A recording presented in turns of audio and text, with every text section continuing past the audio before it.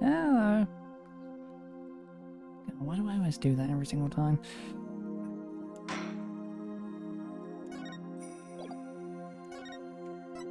If I flipped over to yes, wouldn't it?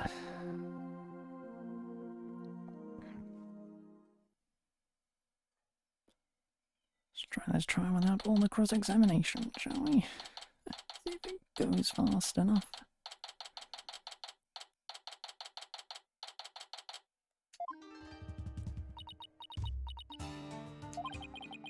Maya looks exhausted, but I can't blame her.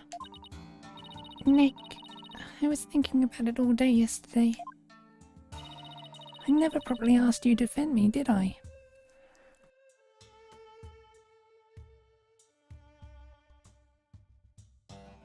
Blech.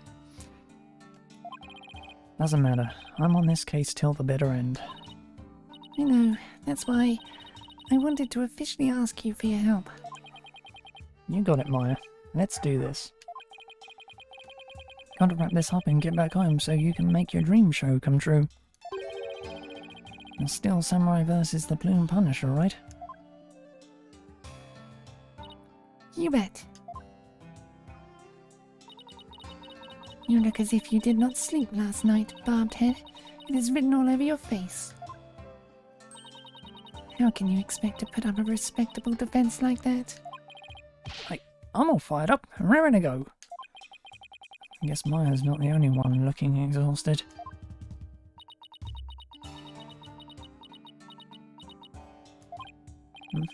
Jennifer doesn't seem in the best spirits herself. Go ahead. Feign confidence now while you are still able. For I will see to it that your last rites are read to you this day.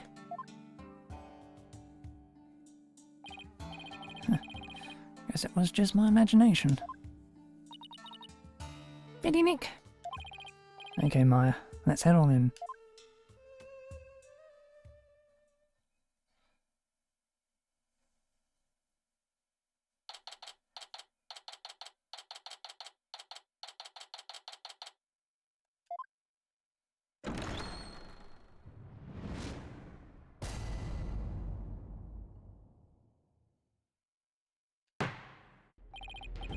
Now then, if everyone is ready.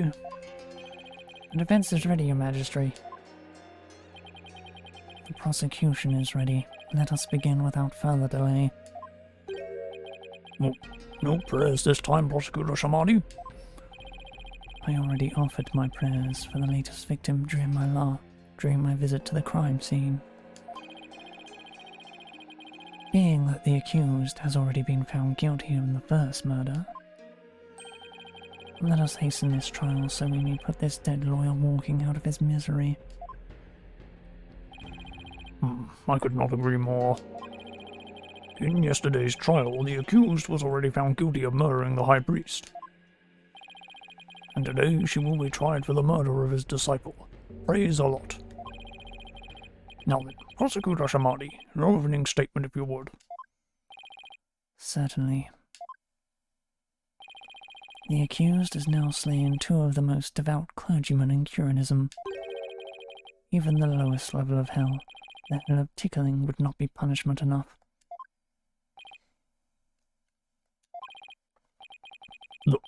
Then what terrible fate awaits her?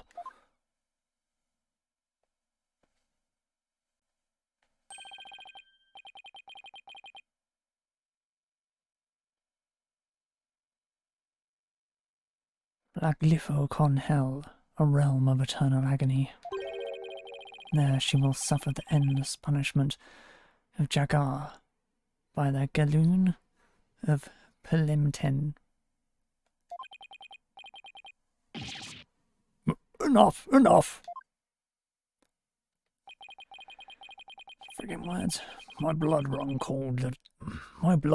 cold at the mere thought that such a terrible place exists. I was going to ask for a translation, but on second thought, ignorance is bliss. Now then, please continue, minus the part about the terrible hell awaiting the accused. As you wish. The victim of this heinous crime was the High Priest's disciple and Praise-a-Lot. He had been training under the High Priest while living at the priest's home.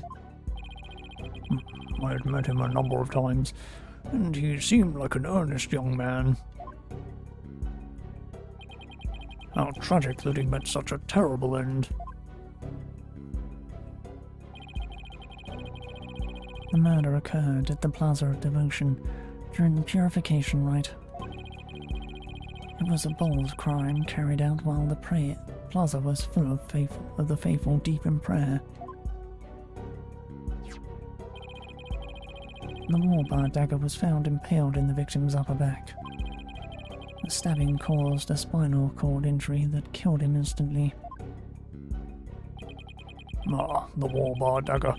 Lady Kira's weapon of choice. We have already established that the accused prints were on the weapon. Incredibly damning evidence in itself. No, I didn't do it! Objection.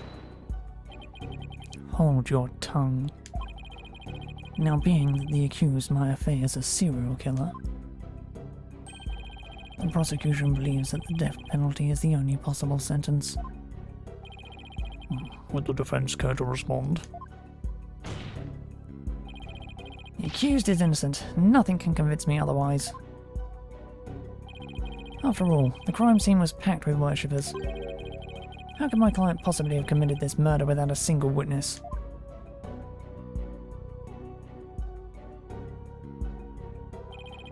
The accused fingerprints on the murder weapon alone is enough to render a verdict. As such, I see no need to debate this any further. But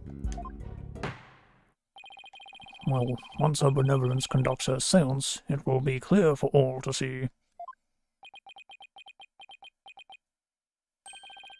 Your Majesty, might I have a word? Is something the matter, Prosecutor Shamadi? It is about the divination seance. Your benevolence? Stop right there, Prosecutor Shamadi. As you wish. Forgive me for overstepping my bounds. What was that all about? Barbed, have you made peace with your fate? But this time, the divination seance will bring you to your knees. I'm ready, and I accept your challenge. The only problem is I have no weapons at my disposal.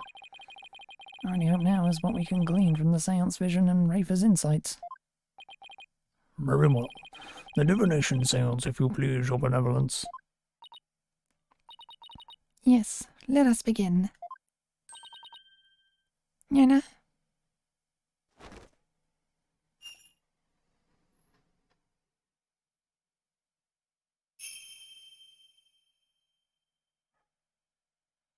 O Holy Mother, we hold this divination seance in your name. Let the eyes of everyone here be clear, and our ears be unstopped. O dance of devotion, guide the victim's soul to me, so that we may receive their final memories in the pool of souls.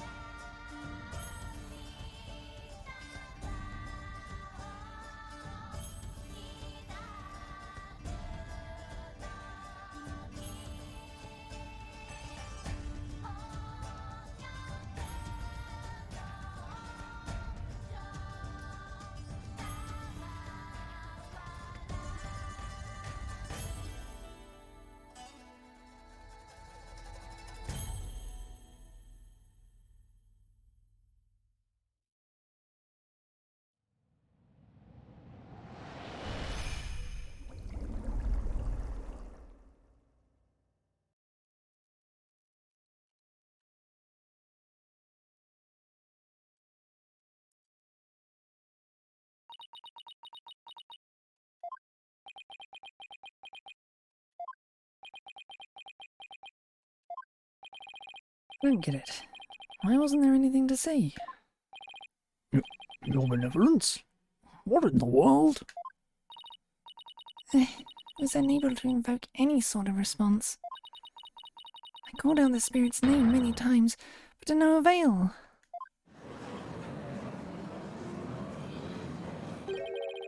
Just as I thought. Wait, what does he know that we don't? I had sought to confirm the contents of today's divination seance. After all, it is customary for the prosecutor to verify it beforehand. Come to think of it. I must go perform a divination seance for Praise-a-Lot. It is our custom for the prosecution to review its contents before a trial begins. And that is why I sought to stop her benevolence from performing it here. However, she insisted that it be done. If you wish to try one more time here in the Hall of Justice. It would appear her benevolence is tired from her manifold duties. I am not anything of the sort. The victim's spirit will not answer my call, but I know not why. It's my sacred duty to convey the truth through the divination seance. Reefer. What are we to do without a divination seance? I suppose I shall have to deliver the last rites without them. The prosecution has already taken that into account when preparing for today. I am fully capable of proving the accused's guilt with or without a divination seance. Ha ha ha ha! You never fail to impress, Prosecutor Shamari. This is bad. The divination seance was my one and only hope. Your Majesty, her benevolence said she isn't tired. So shouldn't we try to find out why the divination seance failed? How curious, Mr. Wright. Why have you suddenly taken such a keen interest in the divination seance? Yes, explain yourself. The divination seance is for shedding light on an accused crime. It is the Holy Mother's hammer of wrath that is ever poised to pound you into your grave. You should fear it, not plead for it. I believe in my client. Plus, yesterday somebody told me something that changed my mind. The divination seance was once thought of as just another piece of evidence. If we were to correctly interpret the visions through careful analysis, then they would lead us to the truth behind what really happened. And the truth will show that my client Maya Fey is innocent. And the truth is you don't have anything else to fall back on, huh, Nick? Maya, please, you're not helping. How dare you! The voice of a Mitma is to be feared, not utilised by vile lawyers such as you.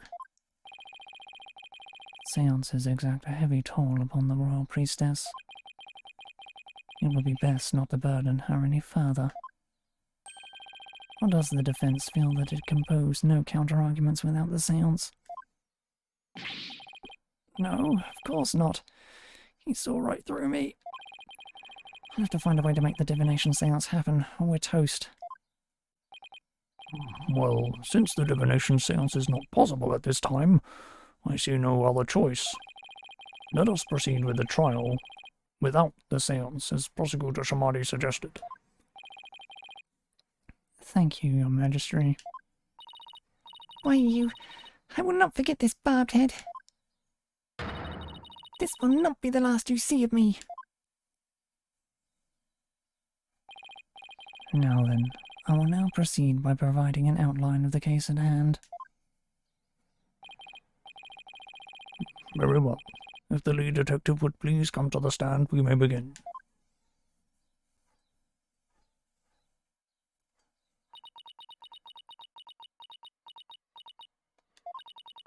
Sorry, Mr. Wright.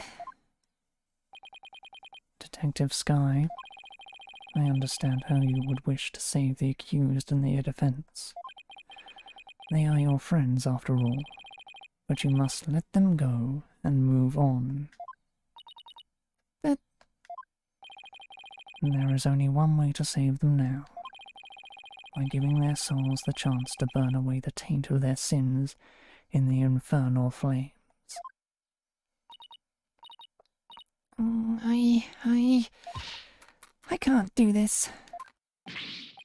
No eating in the sacred halls of justice. This guy... Yes?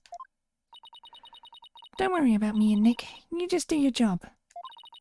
I'm sure Nick will figure something out, eventually. Right. Thanks, Miss Faye. How very brave for a criminal with a tainted soul. Very well, Detective Sky. Please proceed. Okay, I can do this. Let me start with an overview of this case.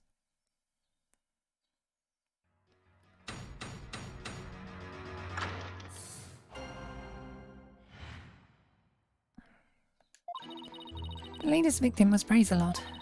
He had been training under the High Priest and living at his house for the past 2 years. The High Priest's widow, Believe, Imi, has identified the victim's body. He may have been mistaken for a rebel and killed due to his connection to the High Priest.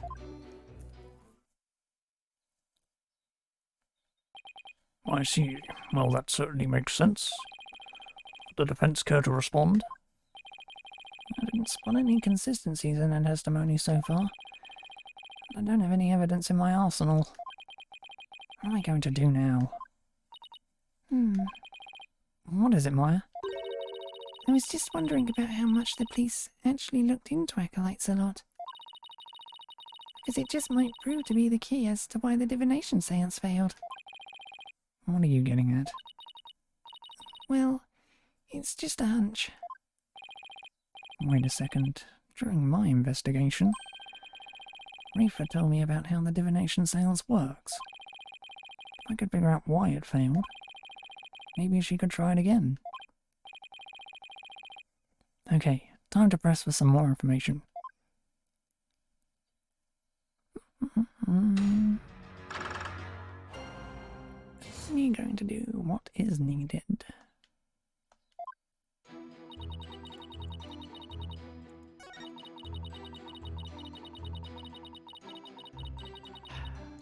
Should we go faster though? Hold it! Was missing me's positive ID the only way you verified the identity of the victim? Huh? Well, no. We also checked the ID card he carried and the data in his family registry. But what? His personal information didn't match any of the public records we cross-referenced. Maybe that's why the divination seance failed? I'm not sure what you mean, Mr. Wright. Here's what I'm thinking. The victim decided to hide his identity for some reason. In other words, he was using a fake name. The Royal Priestess uses a deceased face and true name to summon their spirit. Why, yes. That is indeed true. If he was using a forged ID and there is no mention of him in our public records, then he was likely an illegal immigrant. They are not uncommon here in Karain. An illegal immigrant? Come to think of it, Raven mentioned something about immigrants yesterday. But if that's the case, we have no way of knowing who he really is. We'll have to proceed without holding a divination seance this time. I had always thought that Acolyte Zealot was Kuranese. Oh, how the High Priest must be lamenting his disciples' deception in the Twilight Realm. Well, Mr. Wright, what do you think? Should we add this to the testimony? Yep. This is an important fact. Please add it to the testimony. That would seem to be a fact most inconvenient for the defense. But if you insist, Detective Sky, please add what you just said to your testimony. Yes, Your Majesty.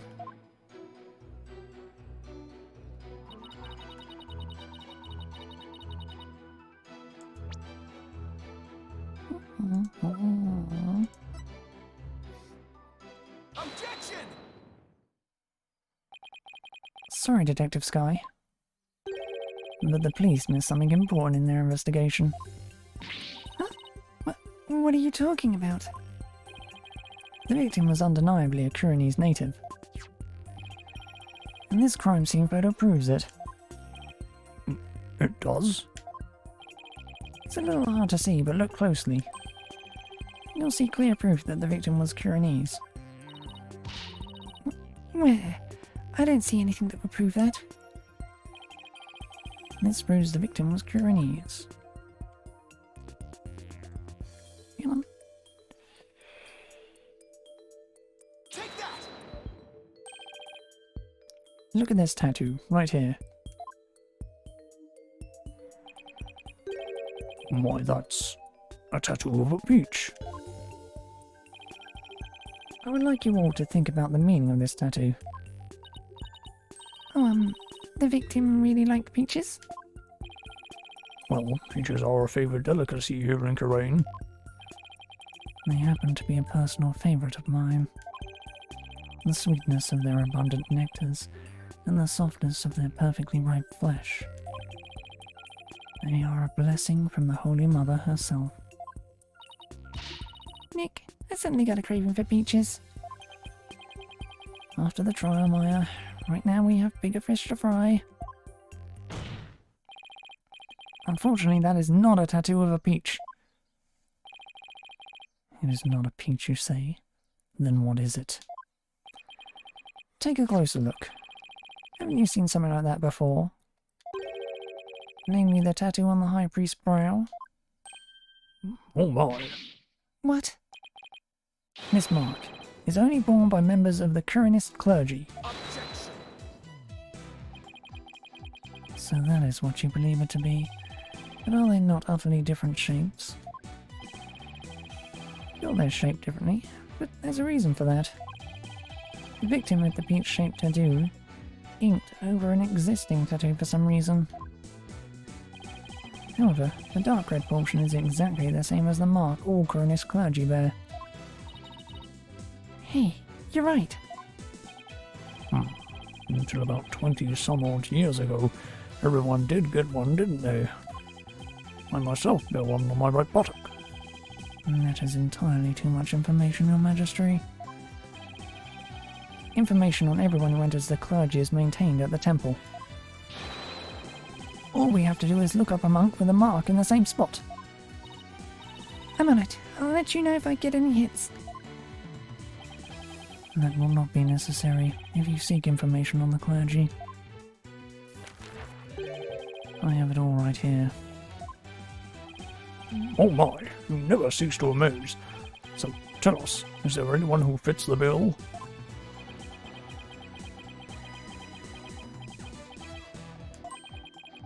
There is just one.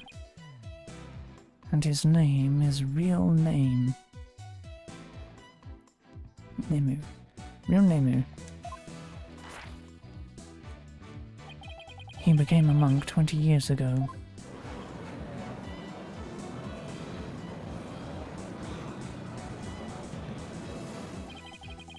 And that must be the victim's real name. But why would he have tried to cover up his tattoo with another one? Yeah, there must have been some reason. Nick, that's not important right now. The important thing is we know his real name. You're right. Your Majesty, now that we know the victim's real name, the divination seance might finally work. The lawyer who willingly seeks a seance. This is entirely unprecedented. You are but digging your own grave, Defense. We won't know that until we try. Sure, it's risky, but it's our only hope. Very well. Let the divination seance be held once more.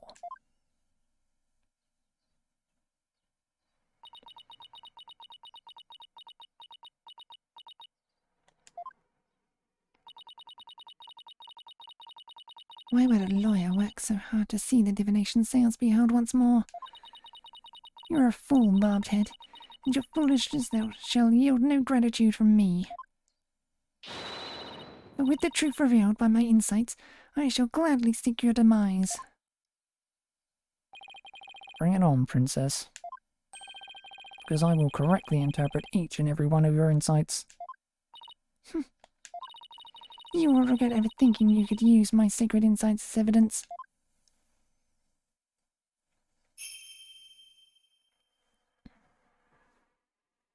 O Holy Mother, we hold this divination seance in your name. Let the eyes of everyone here be clear, and our ears be unstopped. O dance of devotion, guide the victim's soul to me, so that we may receive their final memories in the pool of souls.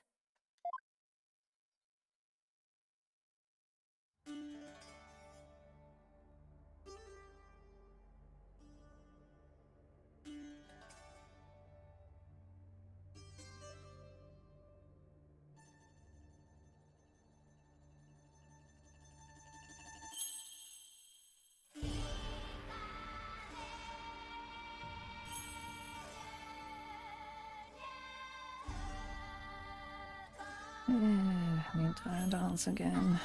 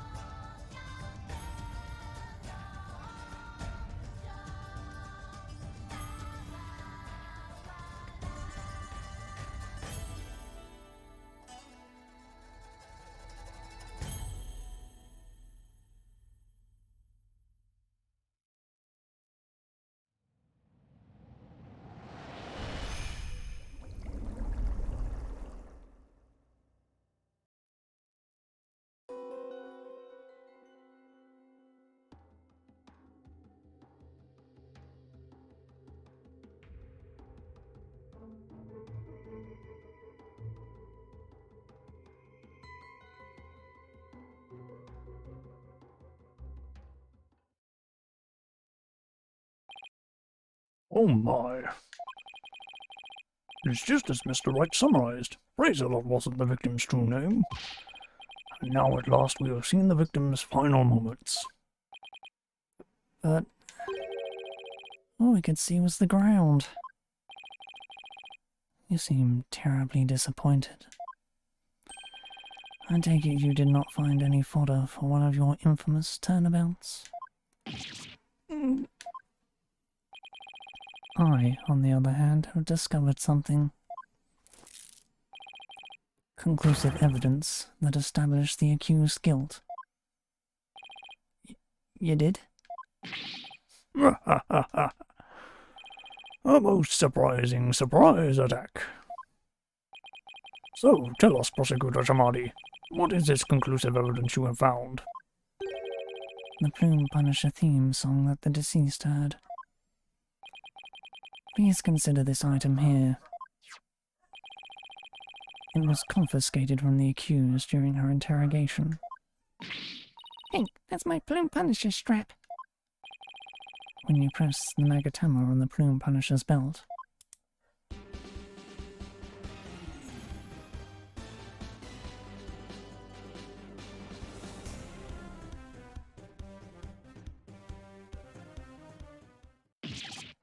Ah!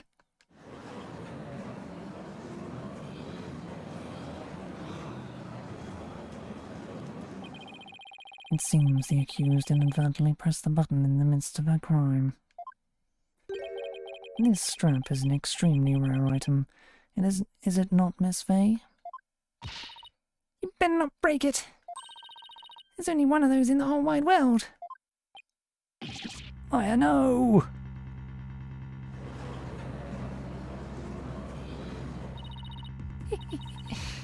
It is just as I said. Your flights of fantasy have come crashing down on you. She sure seems to be enjoying this.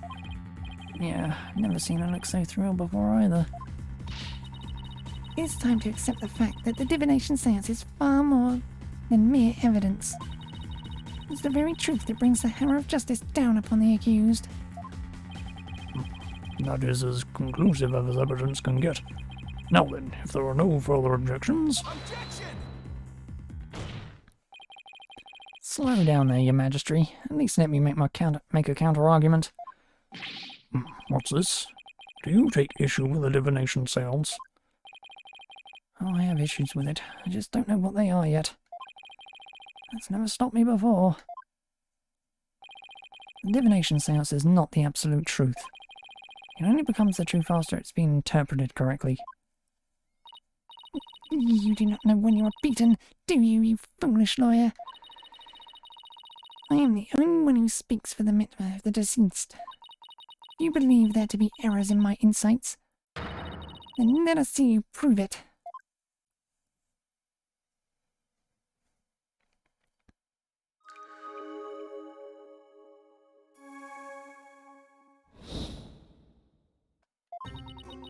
The victim was offering up his prayers.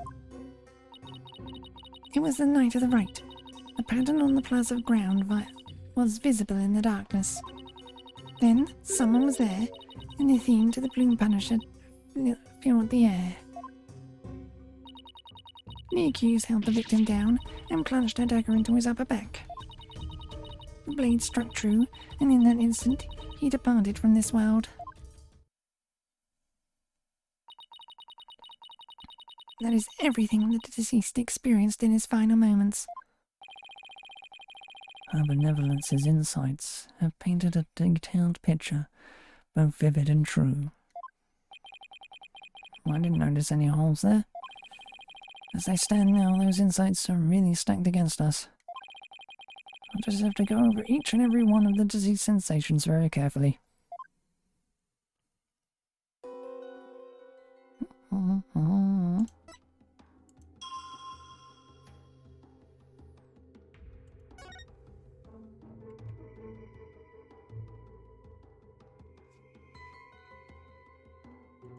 Objection!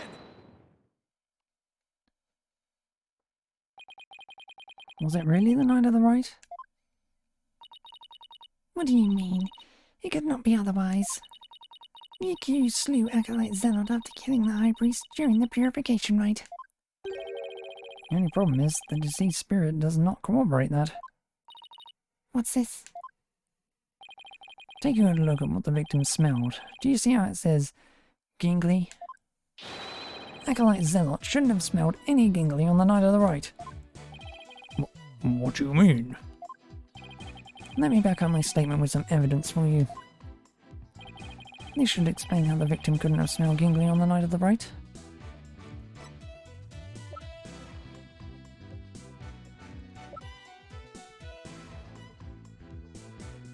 Take that! The High Priest's wife, believe in me, told me about the Feast of Blessings. The feast includes a number of gingly-based dishes, and they're only supposed to be served at a certain time the day before the rite. Why, I believe you're right. I'd completely forgotten about that. During the feast, the unique spell of gingly pervades the entire kingdom. The fact that the victim smelled it means he was murdered between noon and 3 PM the day before the purification rite.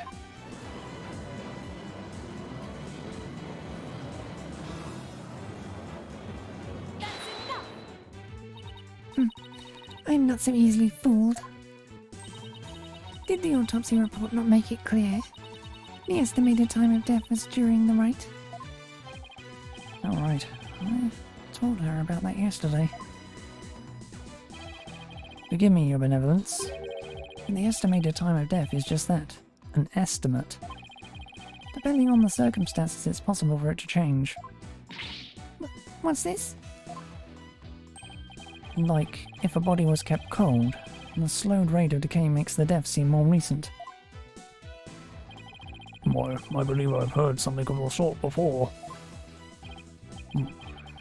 If it is as Mr. Wright claims, the estimated time of death in the autopsy report will have to be revised.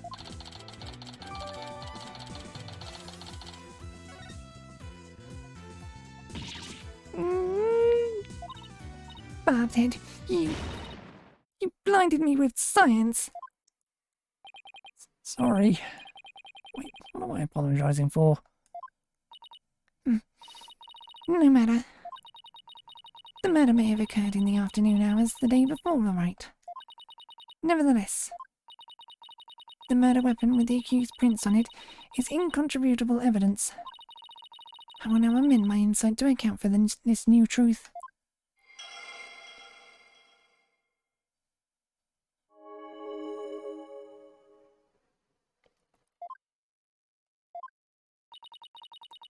The time of death has been corrected, leaving my insight infallible. Nick? Change in the time of death is bound to cause some sort of an inconsistency. If I had something that showed what it was like on that day, it could really help.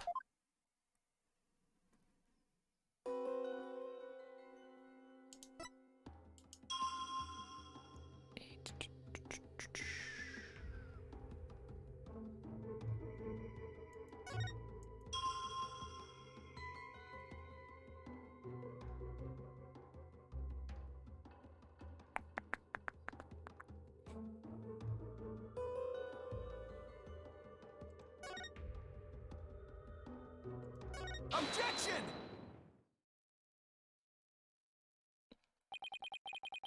The change in the date and time of death.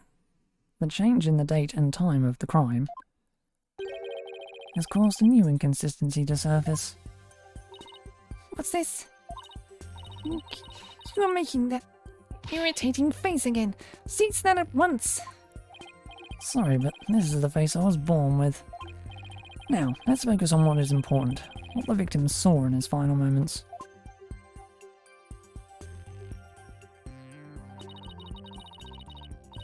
Do you have bats in the belfry, Bobhead? There is nothing to see. The ground at the plaza was all that entered the victim's eyes.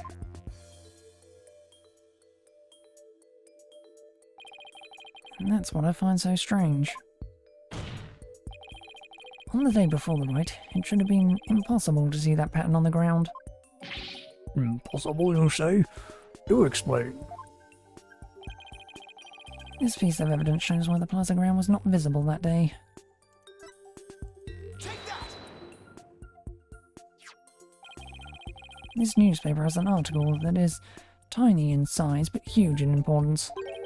It says that the ground was covered with thick white ice the day before the Wright. What? But The victim did not see so much as an ice cube on the ground. Exactly. And so we must ask, what was the victim looking at in his final moments? if you have something to say, then say it. The last thing the victim saw was not the ground at the Plaza of Devotion. This can only mean that he was killed elsewhere.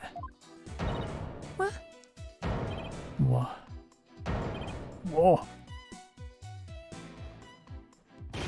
What? Then where do you propose the victim was actually killed? Yes, tell us where. Otherwise your argument is worthless. About that. Haven't gotten to that part yet. Any idea, Maya? Let me think. Well, it's somewhere green and shaggy, right? Right, but where could that be? What is it, Barbed Head? Giving up already? Not at all. But where have I seen something green and shaggy? This shows where the victim was killed. Take that! Secret hideout the rebels were using. The rebel hideout? There was no such place anywhere on the floor of that chamber. You're absolutely right. There's no place on the floor anyway. And then what did the victim see in his final moments if not the floor of the rebel hideout? This is what the victim saw in his final moments.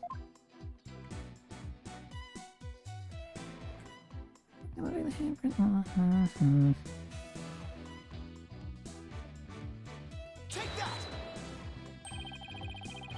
The shaggy green surface the victim saw was one of the moss-covered stone slabs. As you can see, there are two distinct hand-shaped impressions in the moss here. I believe the victim was killed when he stood there with his hands pressed against the slab. Objection! And that does agree with the seance vision. However, one cannot definitely declare they are one and the same. I concur. There is no proof that a murder occurred in the rebel hideout. Indeed. What evidence do you have of this? I've already shown you the evidence. What do you mean? Please take a look at this second version of the photo I just showed you. You can see the results of the luminol test I performed in the rebel hideout. This is proof positive that someone had been bleeding in front of that stone slab. Is this true? This information has already been provided to the police. Detective Sky, to whom does this blood belong? We thought it was the High Priest blood that flowed in from outside. So we haven't tested it yet. Then you must do so at once. Yes, Your Majesty.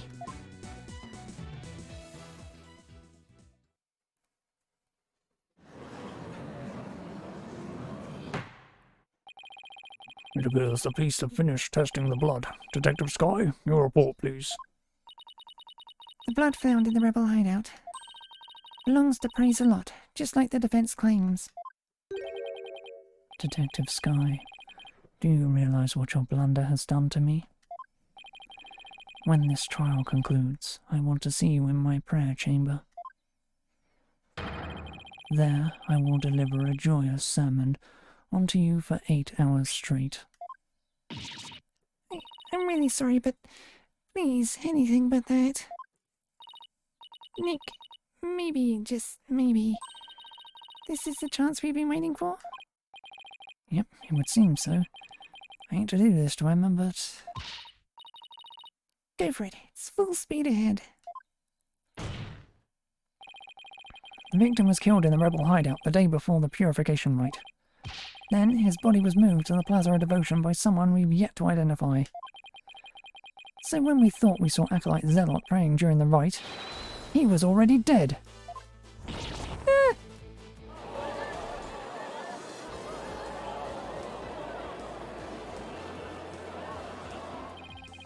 That's not all. If he was killed at the Inner Sanctum, that would explain one more thing. And that would be? Well, the time of death was made to look later than it actually was. Proof of which was left behind at the Sanctum.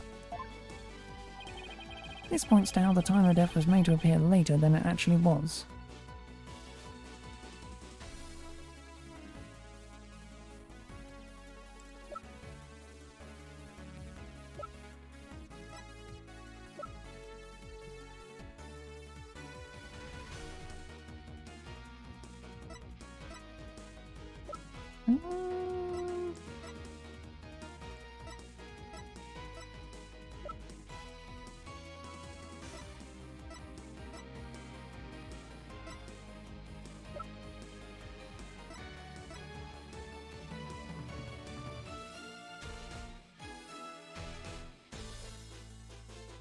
Take that! Why, these are photos of the Inner Sanctum. I'd like you to focus on this one. The proof is right here in this photo. This is how the time of death was made to appear later than it really was. Do you see how the snow has been removed from this one spot only? That's because it was used to keep the victim's body cold. And that's why the time of death wasn't what it seemed. The time was mistaken. And the place too. And just what do you believe that proves? That my client is innocent? What of her fingerprints on the dagger, and the Plume Punisher theme that the victim heard? You have failed to address these two key pieces of evidence. Ugh, I see your point. Wasn't this your big chance, Nick? I'm really hoping that the difference in location can invalidate either the weapon or the theme song from being used as evidence against you. Actually, that might be possible, at least for one of them. Really? What's this? You say you can contradict our argument for a key piece of evidence? Very well, let us see you try. Nick, take a good look at the rebel hideout photo. Oh! The defense can invalidate this piece of evidence.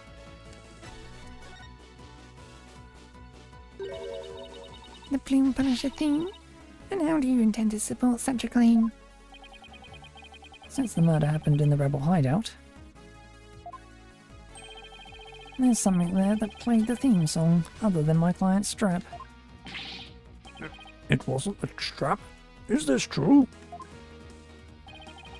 The item that played the Plume Punisher theme song was this.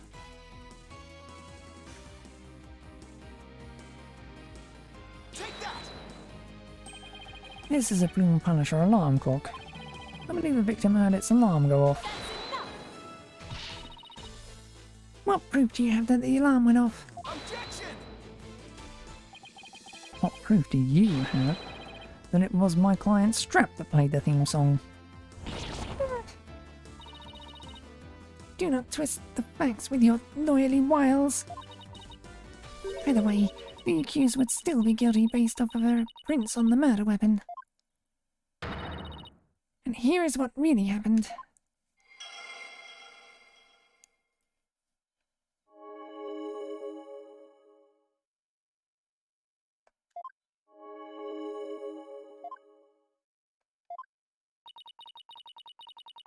Though there have been some twists and turns, this is the truth of what happened. I won't get anywhere until I can eliminate the dagger. Most impressive, Your Benevolence. I see no inconsistencies anywhere in the prosecution's case. No, there is one. What's this? You still claim there to be an inconsistency? Try as you might, the outcome will always be the same.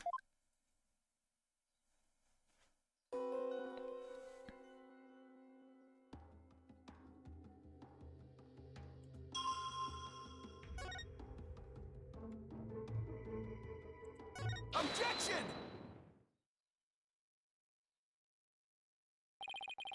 The victim was originally thought to have been stabbed while bent over in prayer, but he was actually standing with his hands against the stone slab. So the question is, where did the sensation of something heavy come from? Yes, I see your point. Since the victim was standing, he couldn't have been held down. Then tell us, Mr. Wright, what was that heavy sensation felt by the victim? What caused the heavy sensation Zealot felt? Any thoughts, Maya? I agree that sense of heaviness seems important, but there's also the matter of Zealot's hands on the stone slab. Why were they even there? Could it be related to the cause of the heavy sensation? Well, Mr. Wright, do you have an answer for us? Of course. I just envisioned the state Zealot was in when he was killed. The cause of the heaviness the victim felt was...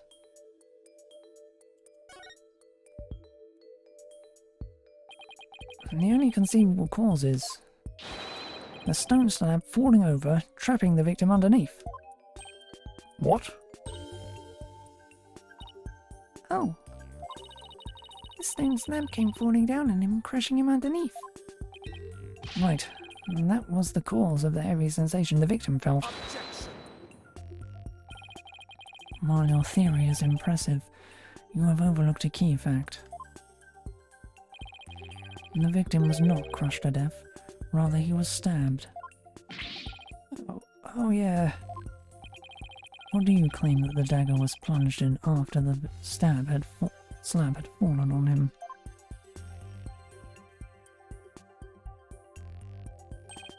Plus, had the killer been behind the victim, they would have both been crushed together. Well, would you care to explain? Sure, I'd love to. Doesn't mean I can. How could the dagger have been plunged in after the slab fell on the victim? And the killer couldn't have plunged the dagger into the victim after the slab fell on him. But what if the murder weapon wasn't what we thought it was? Well, there were other weapons in the rebel hideout. But the entrance to the hideout is right by the stone slab. There isn't enough space between the two to use any of the weapons found within. Yeah, there's not much space by the entrance, is there? So what was the real murder weapon then? I better think of something. The murder weapon wasn't the dagger. Then the dagger must have been plunged into the victim after he was already dead. That means he was stabbed at least twice. The autopsy doesn't mention that. He must have been stabbed in the same spot with something shaped like the dagger.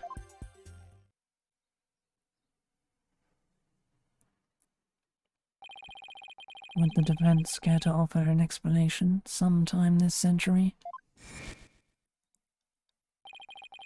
Wait, wasn't there something dagger-like near the scene of the crime?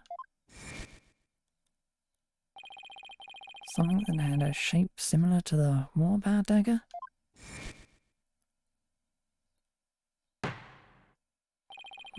Present your evidence at this time, Mr. Wright.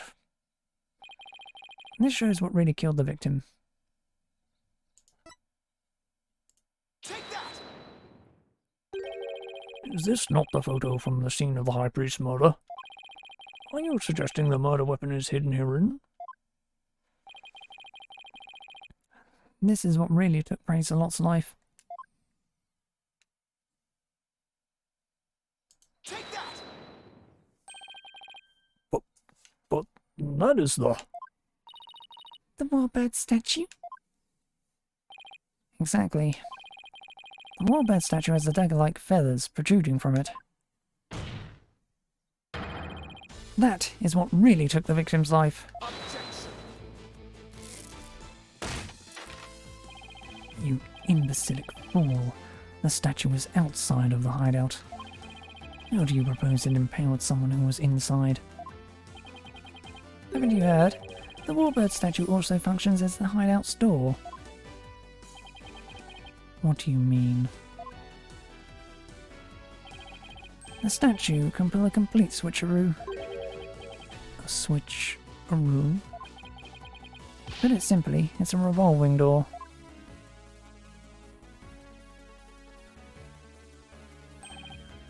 a revolving door? Why, that makes perfect sense. Therefore, I believe the truth behind the divination seance to be this.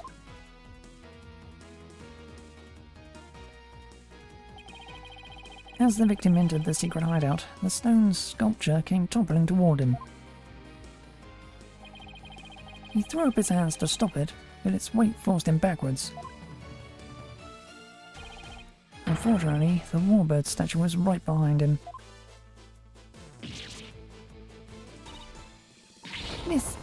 This cannot be.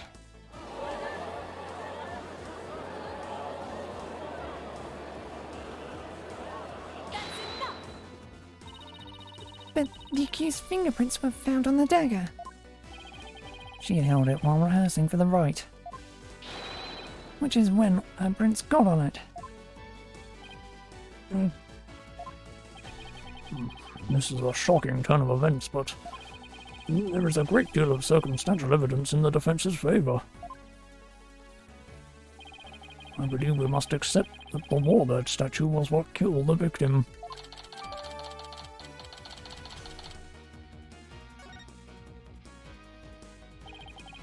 Now that we know how Acolyte Zealot really met his demise, there's no basis for claiming my client committed this crime. Nice work, Nick. How can this be happening yet again? The divination seance is the only truth. No, your benevolence. It's not the truth itself, but it is a means for shedding light on the truth. Do you understand now? Your kingdom needs lawyers so that they can interpret your insights. But that means I've been misinterpreting the voices of the spirits all this time. Your benevolence? Are you unwell? All the colour is drained from your face.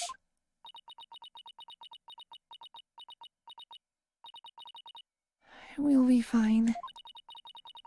Continue your proceedings without me. As you wish.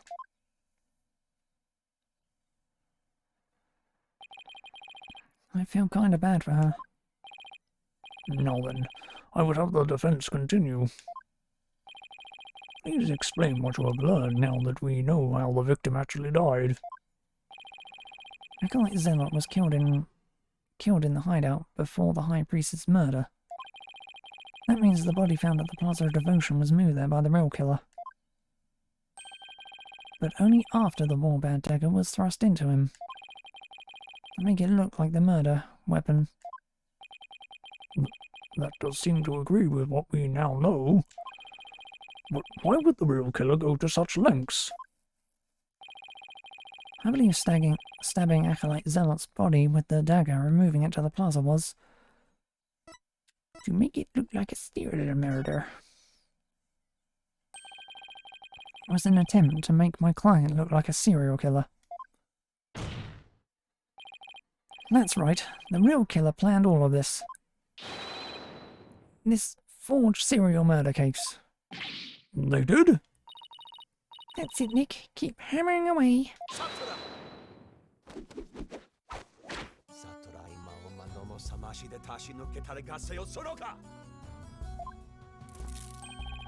Your reasoning has more holes in it than that cheese you foreigners so enjoy.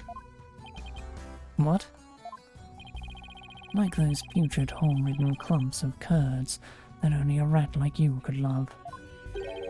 Your reasoning, much like your putrid hole-ridden brain, has putrefied. What's this deal with things going putrid? You have yet to overturn my argument that the accused is the killer. A careful analysis of the chain of events after the killing exposes the truth as follows.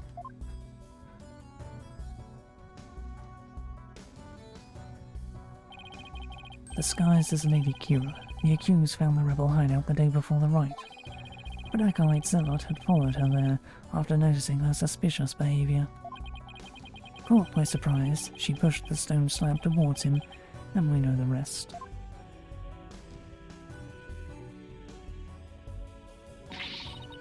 I've never been to the rebel hideout in my life. When the High Priest arrived at the sanctum the next day, he realized what she had done. That is when the accused murdered him in order to silence him. I believe Prosecutor Shamadi has posed a compelling scenario. The defense, on the other hand, has yet to disprove the accused's guilt. Objection! Why would my client move Acolyte Zealot's body to where everyone could see it? And why would she stab the dagger with her fingerprints into his dead body? She had no reason to do any of those things. The dagger in his corpse was likely a warning to the rebels. Something along the lines of Lady Kira will slay the defiant dragons. So that is why she moved the body to the plaza for all to see. Now he has the judge convinced too. Oh, I'd finally made some headway. Well, Mr. Wright, about time for one of your groans of distress, is it not? Groan of distress? Kills me to admit this, but I've got nothing to counter his argument with. It's still haven't disproven the allegations against Maya. Is it not time to end your futile struggle? You were already judged guilty yesterday. That makes you a dead lawyer walking. Accept the death that now awaits you, and in doing so, finally know peace. A dead lawyer walking indeed. Then again, are not all lawyers who practice in Korean? But I must admit, I misspoke earlier. Allow me to amend my statement. I had said the defense's reasoning had a putrid cheese-like smell. But I now realize the stench was from his own putrid body on the verge of death. Now I'm a rotting zombie. Think, who could have killed Zealot the day before the Wright? Who knew about the rebel hideout and could gain access to the inner sanctum? Only those involved the Wright can enter the sanctum, so... Wait a second. Only a rebel would have known about the secret hideout. The only person who was involved with the Wright had access to the sanctum. And was suspected of being a rebel is... Ah! Did something come to mind? Yes, except there's one huge problem. A huge problem? What are you two going on about? Plotting your escape from this sacred hall? I would not put it past you, considering you have no means to raise further objection.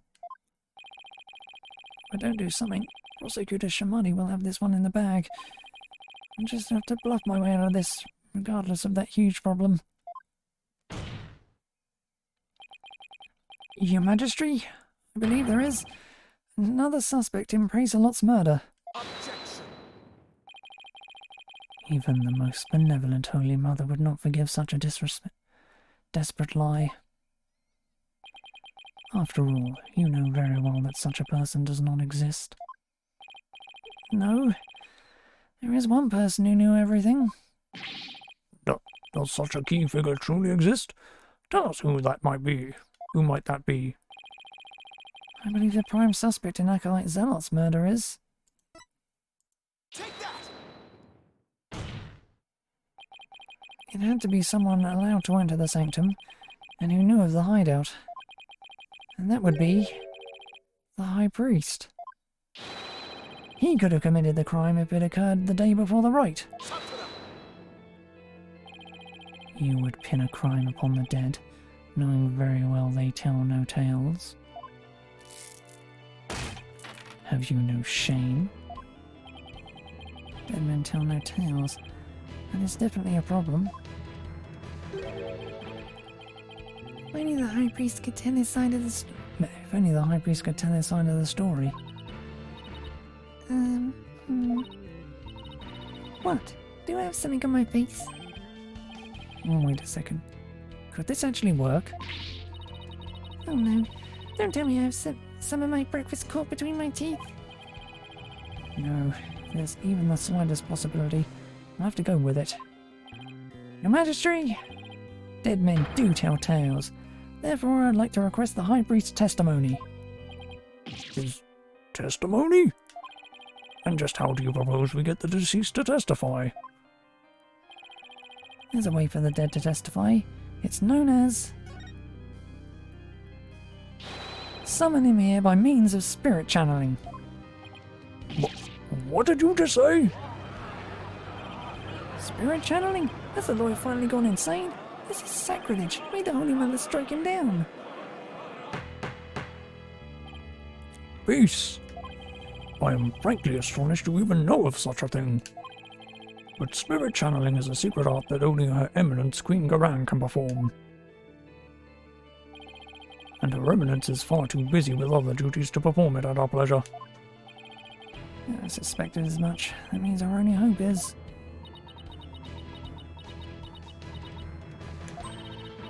It's okay, Nick. You can tell them. But Maya... I thought you wanted to keep it a secret here in Korean. Don't worry. It's not like it's against the law or violates some religious precept, so... I don't think we'll be punished. At least, I hope not. This is a crucial period for you. It will decide whether you become Master Crane. We don't have any other choice now, do we? If I'm found guilty, it'll be a lot worse than that, than not becoming Master of Karain. Alright, thanks, Maya. Actually, there is someone here who is capable of channeling spirits. But even her benevolence, Princess Rafa finds the divination seance to be a challenge. Who could possibly have greater spiritual power than she, aside from the Queen? That would be me. Is this some sort of joke? A foreigner cannot possibly have such power. Even the royal priestess is incapable of such a feat. Peace, peace, I say. Is this true? Is the accused capable of performing the secret art of spirit channeling? Well, yes. Yes, I can. Now, Your Majesty, we would like your permission to begin.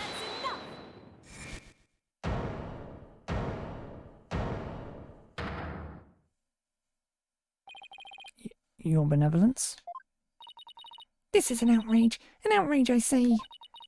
First you make a mockery of the divination seance, and now spirit channeling? Our benevolence speaks the truth. Spirit channeling is a sacred rite. Foreign devils, I say they should be put to death immediately. Steal your voices. Barbed head, spirit channeling is the most sacred and secret of arts. Are you prepared to face the consequences of what you propose? Yes, I am. Your benevolence? Are you saying you approve of their use of spirit channeling? I will judge whether their claim is true. If this is but another of their lies, they shall be executed on the spot. Very well then. Your benevolence. What if the accused accidentally calls forth an evil spirit? Do you truly believe this foreigner is capable of channeling spirits? Oh, no, but I wanted to be sure, as I am responsible for the safety of all present. Well, an inexperienced practitioner could inadvertently call forth a dangerous spirit. But do not fear, for I have a magatama of parting. With it, I can send spirits back to the Twilight Realm by halting the flow of spiritual power. That is a relief indeed. These foreigners have thrown down the gauntlet. Let us not Let us not shirk from their challenge. We must prove them guilty and deliver them their last rites. Do I make myself clear, Prosecutor Shamadi? Perfectly, Your Benevolence. Very well. The accused may channel the High Priest spirit. But first, we must take a short recess to prepare. We will resume as soon as the preparations are complete. Until then, this court is adjourned.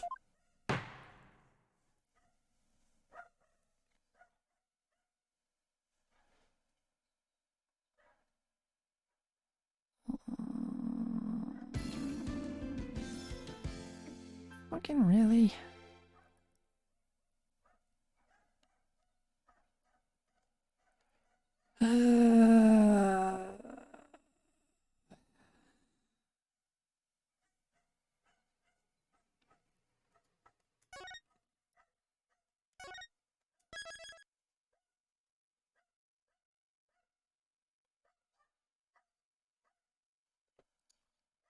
My voice won't be able to survive that. Oh my god. Sorry, I just looked a bit ahead into the next part of the trial and I have to press every statement multiple times. Pretty much all of them. It's annoying.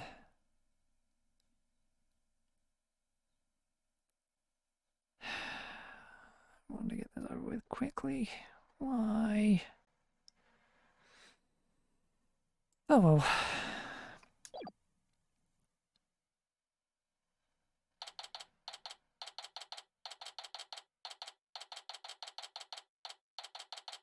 Keep it short. Sorry, Maya, but this was the only way. Are you sure you're up to this? Up for this? Thanks for believing in me, Nick. Even though I don't know if my channeling ability is on point yet. Oh, right. Before she started training here, her success rate was only about 30%. I know you can do it, Maya. At least, I hope she can. So, you sure you're ready? Yeah, at least I think so. You don't sound so confident. What about all your training? Training's one thing, actually doing it is another. Oh, I see. Oh. She fails to channel the High Priest. We're as good as dead. Relax, Nick, you can count on me. I'll show you what my training's done for me. This will be a moment you never forget. Okay, I just hope it's unforgettable in a good way. Once we hear Odin's story, I'm sure the truth will come to light. I hope so, but he was hiding the fact that he was a rebel, so it will be as cut and dried as all that. They are ready for you. Please return to the Hall of Justice at once. Okay, Maya, I'm counting on you. You got it. Here we go.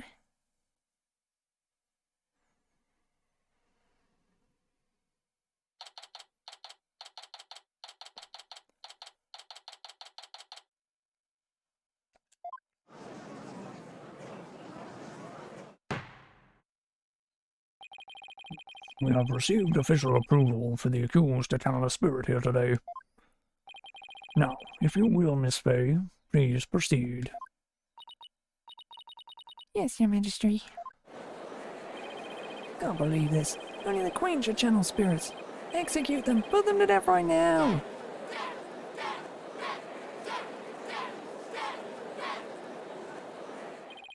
Come on, Maya. I'm counting on you.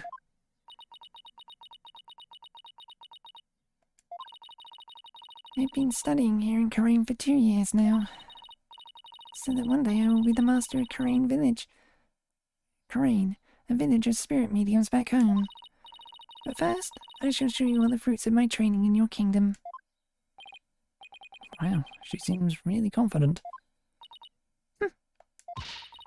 Neophyte practitioner such as you could not possibly channel a spirit. Okay, Your Benevolence. How about this? If I succeed, will you stop calling me a neophyte? Very well. If you succeed... Oh, I will. Just you watch.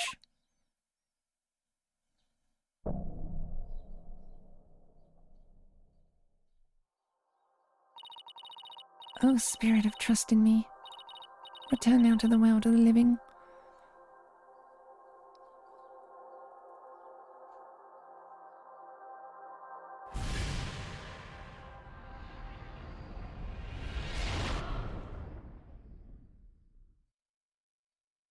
Just a part of that, but whatever. What is this place? Oh my! No! This cannot be! Alunka. It's the High Priest! The accused really can channel spirits! I don't believe it. The accused of spiritual power is the real deal! Go, Maya. Do not understand. This cannot be. This simply cannot be. I must step out now before I forget myself. About in me? Would this be the Twilight Realm? And what of this? Luxurious mane of hair.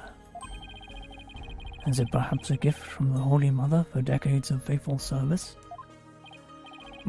About in me? My, but if it isn't his Majesty. Have you two shuffled off that mortal coil? Please do not count me among the dead. It is only you who has passed on. But the spirit medium Maya Fey has brought you back among us today. Why? Acolyte Faye has mastered the secret art of spirit channeling? I suppose that explains these gorgeous locks. When I pass from this world, I too hope to be channeled with a full head of hair. Though it be for the briefest of moments. I give thanks to this stupendous courier. Praise be to the Holy Mother. However, this kimono is a bit too snug for my tastes, if you would excuse me.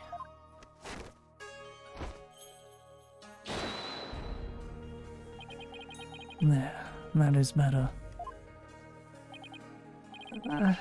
Could we get to his testimony now? I wish he'd kept his top on. Why? You are that foreign lawyer the people speak of as of late. And is this not the Hall of Justice? Why have I been summoned here? Forgive us for calling you back from your eternal rest. But you have been accused of murder. Might we ask you to testify on your own behalf? I have been accused of murder. That is troubling indeed. What's with that crazy pose? Is this really cause for such astonishment?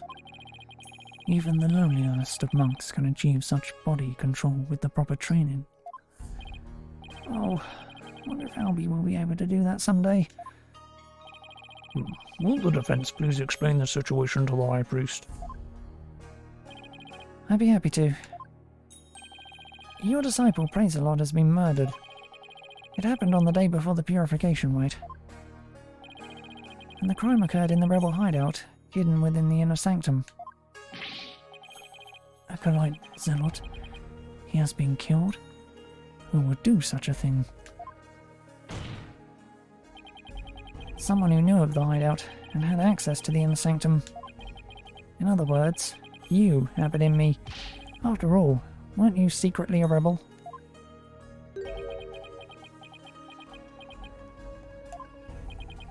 Oh dear. That's still Maya's body. I hope he doesn't break anything.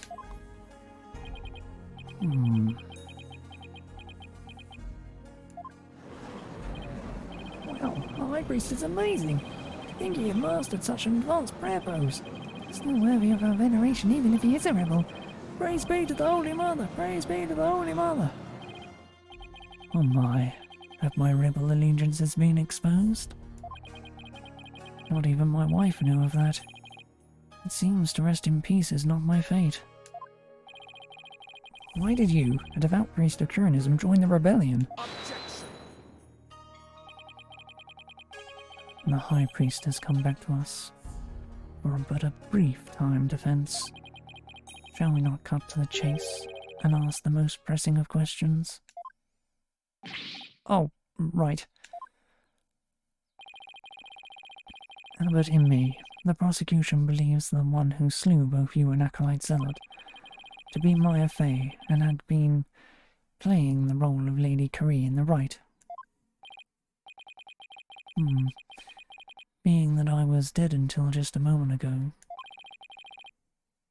my memory is a bit hazy. Could you please do your best to remember? Objection! The High Priest says his memory is hazy. It is all coming back to me. It is as Prosecutor Shamadi concluded. I was slain by none other than Maya Fey. The High Priest's statement has proven my assertion with regards to his murder, correct? No! But what about Acolyte Zealot? You were the one who killed him, weren't you? I know naught about my disciple's murder. Furthermore, I have an alibi of my own. An alibi? Seriously? It seems the testimony the defense had been hoping for is working against him. Now, Abedemi, your testimony, if you please.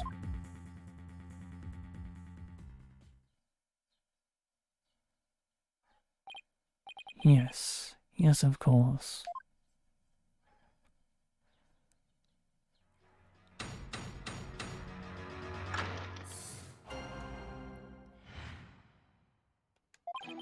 I have an ironclad alibi for the time during which the murder took place.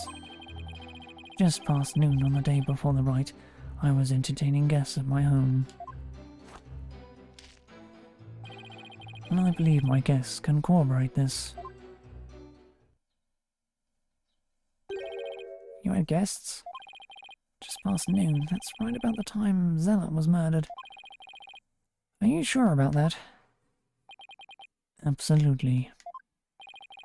Come to think of it, Rafa told me about his spirit's memory. Spirit's memory is cut off at the moment of death. So even a spirit that is brought back after centuries doesn't sense any gap in time between the moment of its death and the moment it is channeled. Yes, and yet it clearly recalls all of the memories it had in life.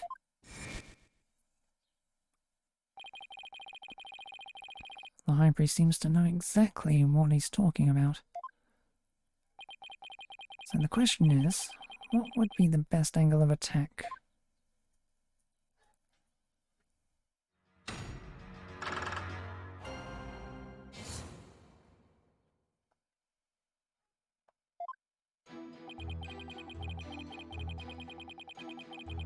Hold it! Press them all. You use the word alibi as if it were second nature. Are you perhaps mocking me? Or is it perhaps the kingdom of Korean itself you wish to ridicule? Come on, everyone and their grandma knows what alibi means. We're not a bunch of country bumpkins here. There are plenty courtroom dramas on TV. Peace, peace, peace, I say. Mr. Wright, would you care to clarify your last statement? Please, don't take it the wrong way. It's just alibi is a rather technical term for a priest to use so naturally. I assure you, I know how to use the term. In fact, I'd even hope for a chance to do so one day. I suppose that even I, the High Priest, am not immune to such trivial worldly attachments. Oh, I see. Still, he seems unusually calm and composed. It's almost as if he had prepared himself for something like this.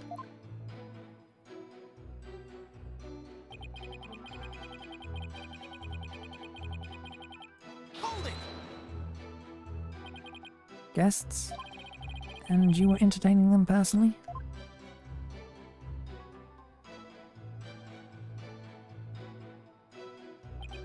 That I was. We gathered around the table for a most enjoyable conversation. Said his guests could corroborate his alibi. It can't be good for our case. Are you sure that was the same day as the murder? Maybe you misremembered. Ah! Do not doubt my mnemonic facilities. I may have died, but my memories up to that point are crystal clear. Sorry. It's pretty thin-skinned for a priest. I guess I should have known better than to doubt his memory. Spirit's memory is cut off at the moment of death. So, really again? So even a spirit that is brought back after centuries doesn't sense any gap in time between the moment of its death and the moment it is channeled? Yes, and yet it clearly recalls all of the memories it had in life.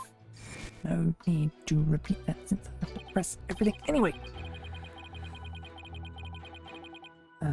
There's nothing better than enjoying cleanly cuisine with dear friends. That's why everyone's breath becomes equally malodorous. Right.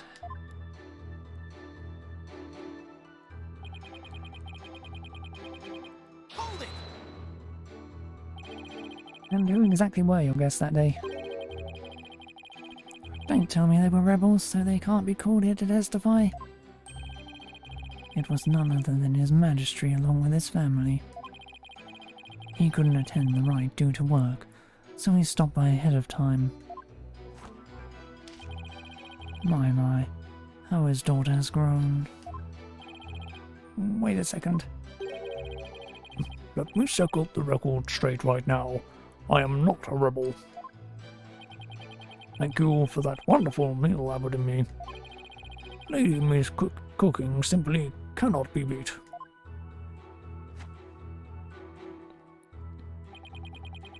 So there you have it. When exactly was His Majesty at your home?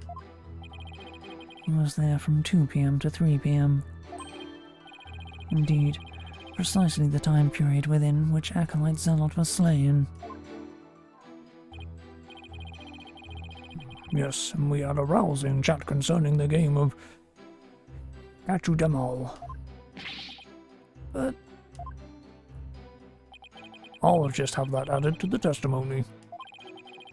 After all, it was I who visited the High Priest's home.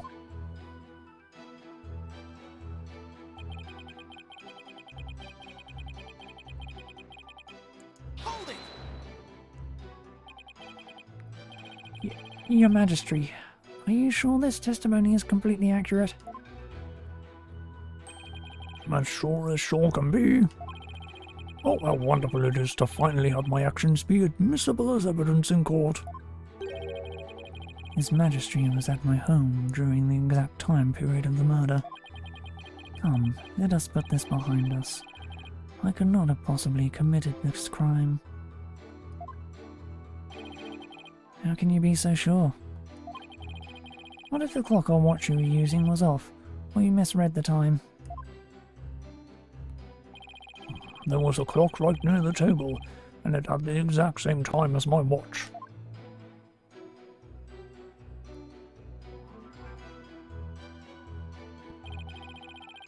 Now do you understand, lawyer?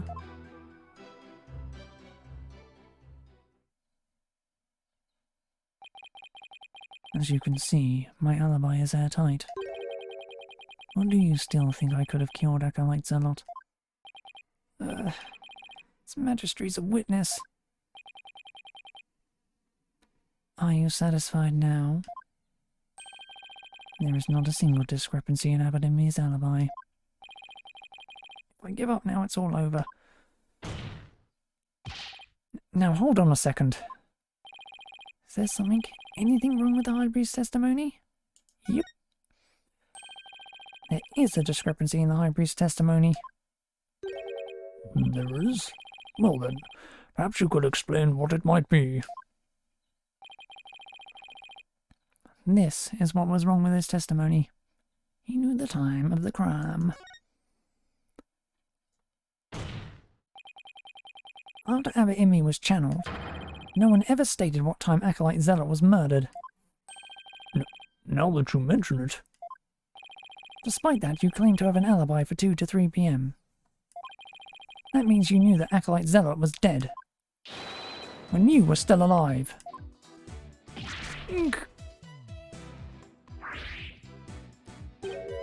Wait, I think I saw something just now. I must be imagining things. So tell me, how did you know what time the crime had been committed? About that... Open your heart, let the Holy Mother in. Why? We've been blessed with the High Priest's sacred words of prayer. All who celebrate holiness must strive to banish worldly desires from their souls.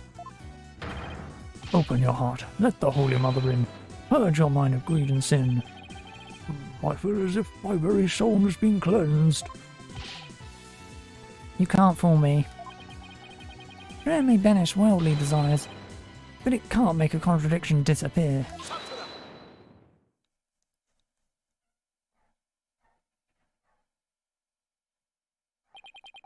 How can you be so sure? What's that supposed to mean? This lawyer seems to think little of the power of Kurinist prayer. Huh?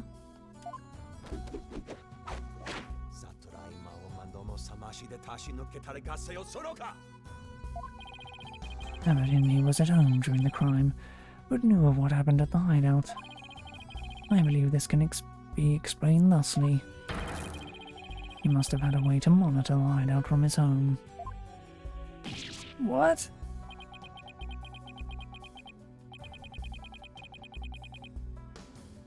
You never cease to amaze, Prosecutor. As he has surmised, there was a listening device installed at the hideout. It enabled me to instantly learn of anything unusual, even when I was not there. Remember, the rebels had been using this as a top-secret hideout. It would be perfectly natural for them to install such an apparatus. Wait, come to think of it, when I was searching the rebel hideout... something under the banner. Microphone? What's this doing here? Someone trying to record something with it?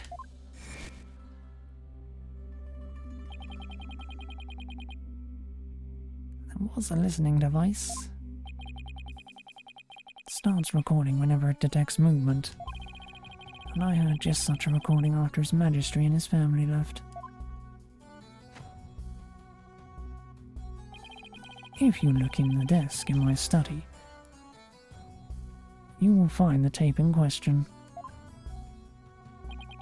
All right then. Bailiff! Yes, Your Majesty. Go retrieve the tape in question from the High Priest's home. Once, Your Majesty. The power of truanist prayer. Even a putrid brain such as yours should understand it now. It's like the contradiction really did vanish. We shall ascertain the content of the recording once we have the tape. In the meantime, I would ask Abbott and me to continue with this testimony.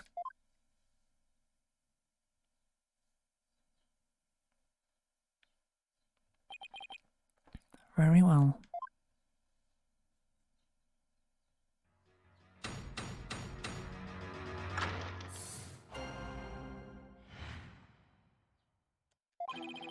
I was entertaining His Majesty and his family when the crime occurred.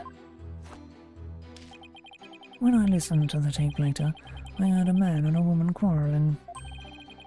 It sounded like an altercation between Acolyte Zealot and Acolyte Fae. After that, there was a loud noise, followed by a haunting silence. I have to find some way to attack his alibi. If only Maya were here. She has a way of putting me at ease. Seeing her like this is only creeping me out.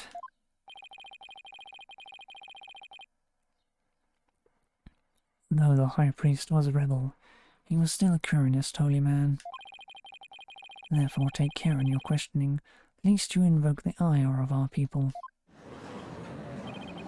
Dare he suspect the High Priest? May the Holy Mother strike him blind. As if this wasn't hard enough already.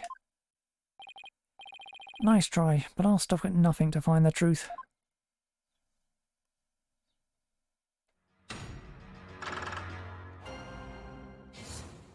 Got to press every single goddamn statement again.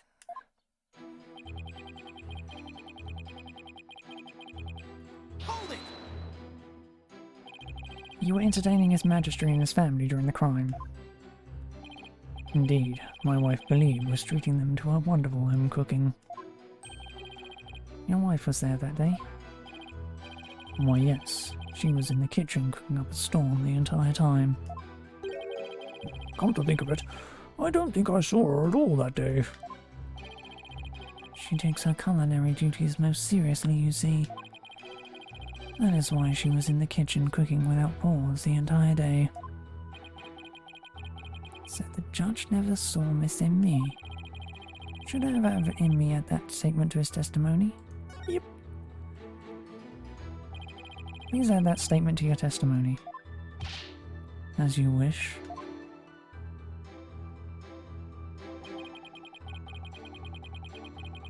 Hold it!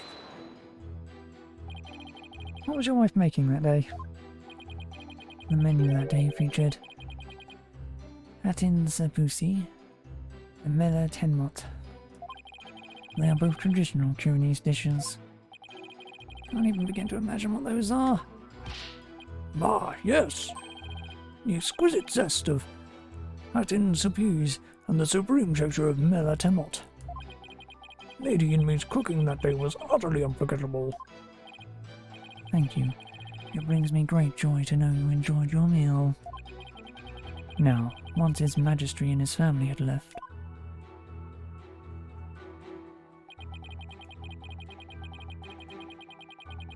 Hold it! you had everything from a recording? Indeed. Each night I would secretly check what the listening device had recorded. I would have been in serious trouble with my lovely wife had she discovered my secret. Can you really tell what happened by the audio alone? Long years of esoteric training have sharpened my hearing. It is but a simple matter for me to ascertain a situation by the sounds I hear. Practicing Curinism improves your hearing. Hearing is but one of the senses it can improve. If one can focus and attain inner peace, all 5 senses can be sharpened. Why, the warbird over in the brazier just cried. Did you not hear it? Give me a break.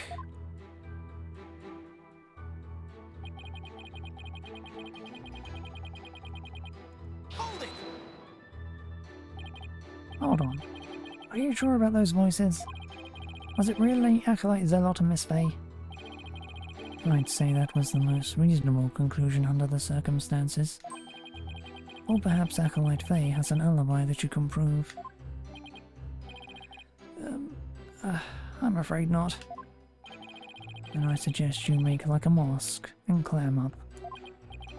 Now, I will continue my testimony if I may.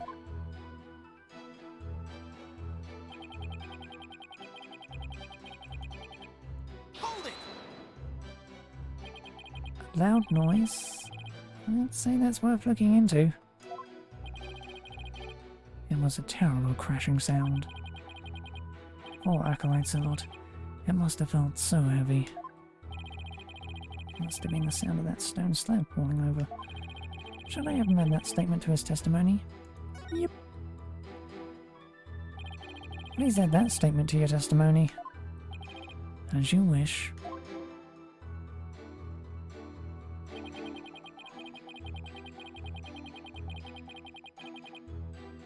Hold it! You believe that terrible crash is connected to Acolyte Zealot's death? Yes, that sound no doubt was poor Zealot's death knell. Such a tragedy, for he was a fine disciple.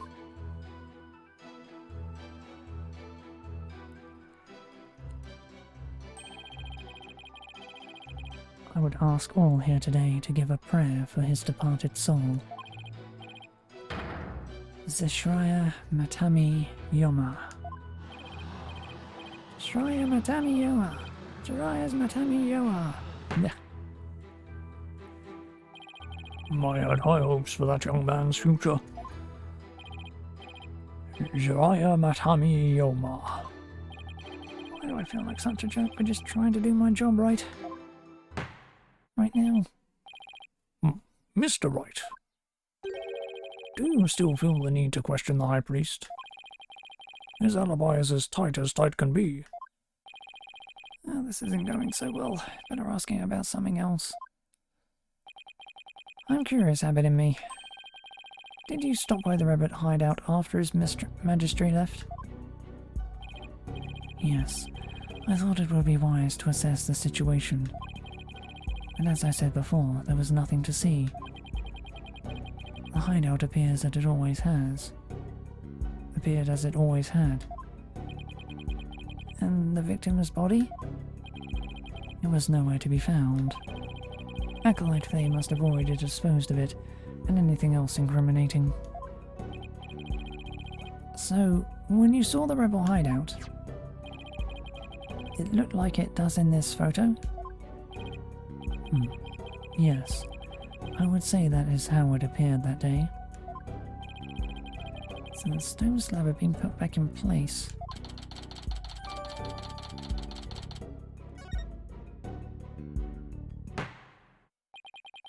Mr. Wright, is it not time to concede defeat? No, wait. I just need a little more time. If you insist.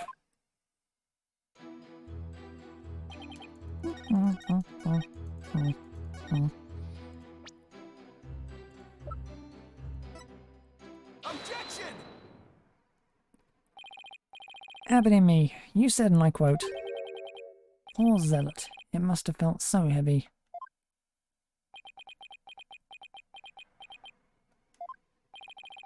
Why do you think he felt something heavy?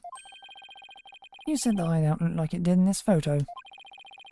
If so, there's nothing that would lead you to believe he had experienced a heavy feeling. The fact is, of course, a stone slab did fall over onto Acolyte the Zealot, impaling him on the warbird statue behind him. But that was only revealed through her benevolence's divination seance earlier. Would the defense please get to the point? My point is, simply hearing a crashing sound shouldn't have automatically led him to conclude the victim was crushed to death. I still don't see your point. I'm saying that the High Priest knew. He knew how the victim was really killed. Why? And that is information only the real killer could have known.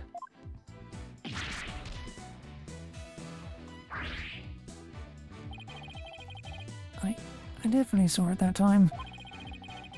I've got the High Priest's spirit shaking in his boots. Or should I say sandals? Objection! Need I remind you Abbot Immi was with his Majesty at the time of the crime? Such an alibi precludes him from being the killer. That's true, so he can't be the killer.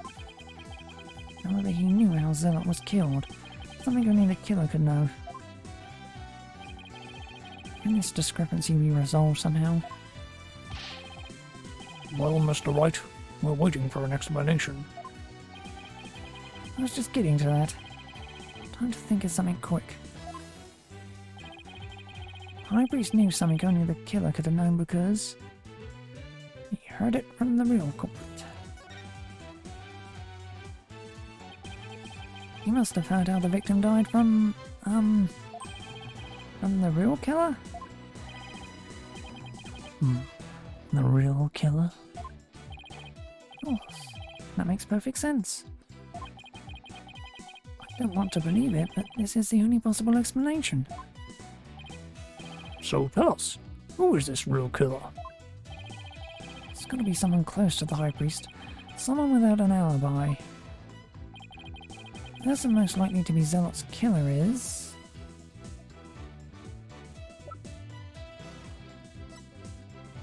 Take that! Your Majesty, while you were visiting the High Priest's home, you didn't see Miss Immi at all, did you?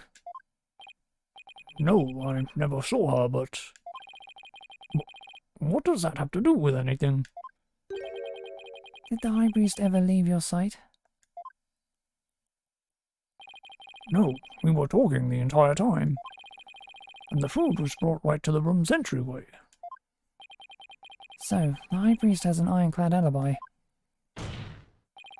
But his wife does not.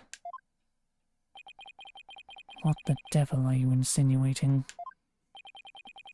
I'm insinuating that Miss Immi might have killed Acolyte Zealot.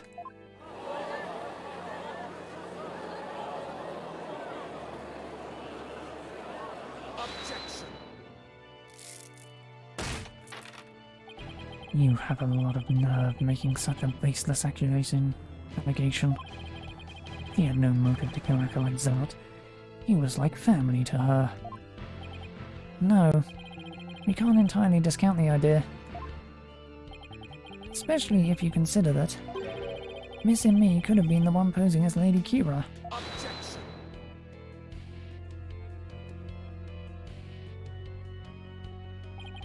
Even a fool must temper his foolishness at times. Or do you truly believe Lady Kira would kill Acolyte Zealot, though he was not a rebel? Objection! As we all know, the High Priest was secretly a rebel. It would follow that his favourite disciple could very well be a rebel too. Are you suggesting that Miss and me killed her husband as well? As sad as it is to think she'd kill her own husband to rid the kingdom of rebels, I don't think we can rule it out.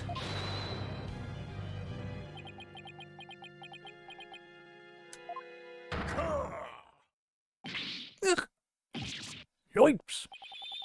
You claim my wife is that rebel-hunting Lady Kira, and that she slew both Zealot and myself. My lovely wife, that is utterly impossible. Yikes! I have never seen the High Priest so angry. It is as Abbot in me stated. And the accused has already been found guilty of the murder. It is far too late to overturn it. That's right, Mr. Wright. Now apologize to the good priest before he gets angry again. Quickly now. No, I'm not going to apologize. The true identity of Lady Kira is a major piece to this trial's puzzle. Admit it, Abbot in me. Your wife, Lady in me, killed you. Yet even now you continue to lie in an effort to protect her. How absurd. It appears the lawyer has forgotten. My lovely wife could not possibly battle the rebels in the guise of Lady Kira. For we were blessed by her holiness, and she is with child. Praise be to the Holy Mother. Completely forgot about that. That abominable Lady Kira, figure who slew me and Acolyte Zealot, was the accused. This is bad, but I can't give up now. Don't forget, my client doesn't have the strength to fight rebels either.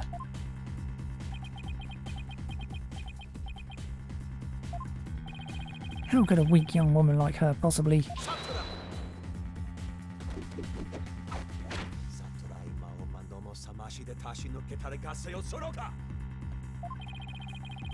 You foolish oaf of a lawyer.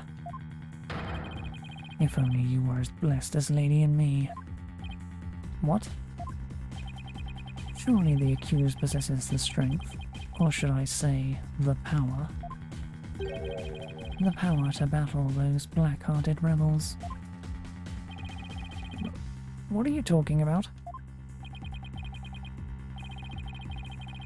My good prosecutor, I see you have come to the same conclusion as I. Such keen insight. Then you have figured it out as well, Abbot and me. May I ask you to explain it to this putrid-brained lawyer? Certainly, for I cannot allow him to frame my lovely wife for murder. Foreign devil! Your Majesty, allow me to testify as to how my affair is that murderous Lady Kira. Well, it will assuage your anger. Then by all means, please testify.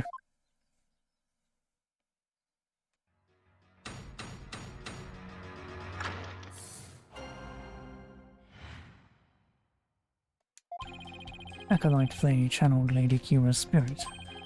She is a spirit medium who knows Lady Kira's true name, so she could have done it. So it was the real Lady Kira who returned to root out the rebels among us. She attacked and killed me with a strength far beyond any mortal woman. But...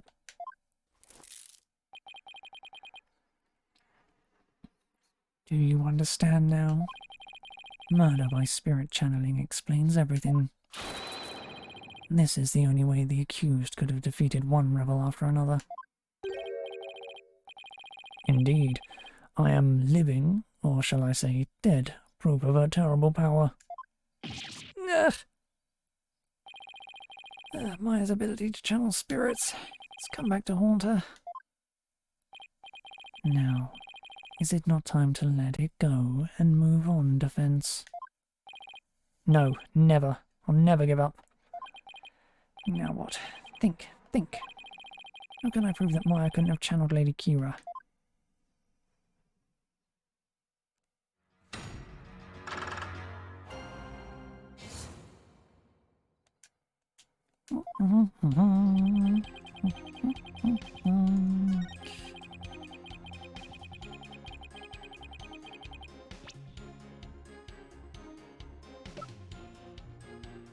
Objection! Tome of Secrets is only given to the priestess who performs the purification rite. Is this your proof that my client could have channeled Lady Kira? Yes, indeed. For it contains the true name of Lady Kira, a secret only revealed within. But in me. I'm afraid you're mistaken. This couldn't have been used to channel Lady Kira. What nonsense. Mr. Wright, would you care to explain? This is why my client couldn't have channeled Lady Kira.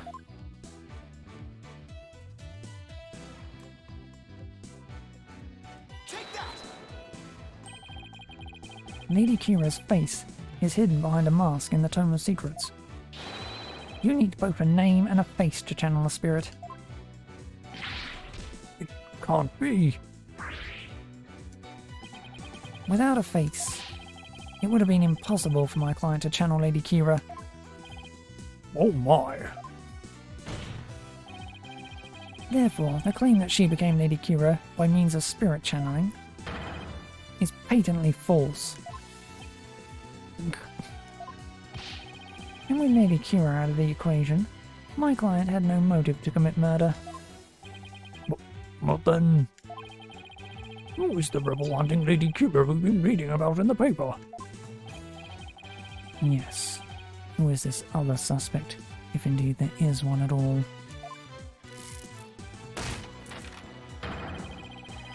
Let us hear the defense's brilliant deduction. Think. True identity of Lady Kira is the key to solving both murders. Thought missing me was suspicious, but the pregnancy takes her out of the running. Mr. Arable is a rebel, so that doesn't make sense. That leaves us with... Mr. Wright, you have that look again. The one where you know you have to say something, but you can't figure out what it is. This is my chance to really turn up the heat. I just have to stir the pot till something floats to the top. Your Majesty, I know who's been posing as the rebel hunting Lady Kira. You do? Are you sure about that? Yes, completely. I sense that I may regret this, but please go on and explain. Thank you, Your Majesty. This is who's been posing as the rebel hunting Lady Kira. Take that! The true identity of the rebel hunting Lady Kira we seek is... Praise a lot. What's this? The High Priest murder's disciple was Lady Kira, you say?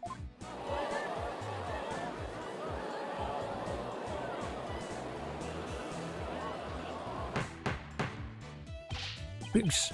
I say peace. The defense will continue. Yes, Your Majesty. Whittle down the list of suspects until there was only one left.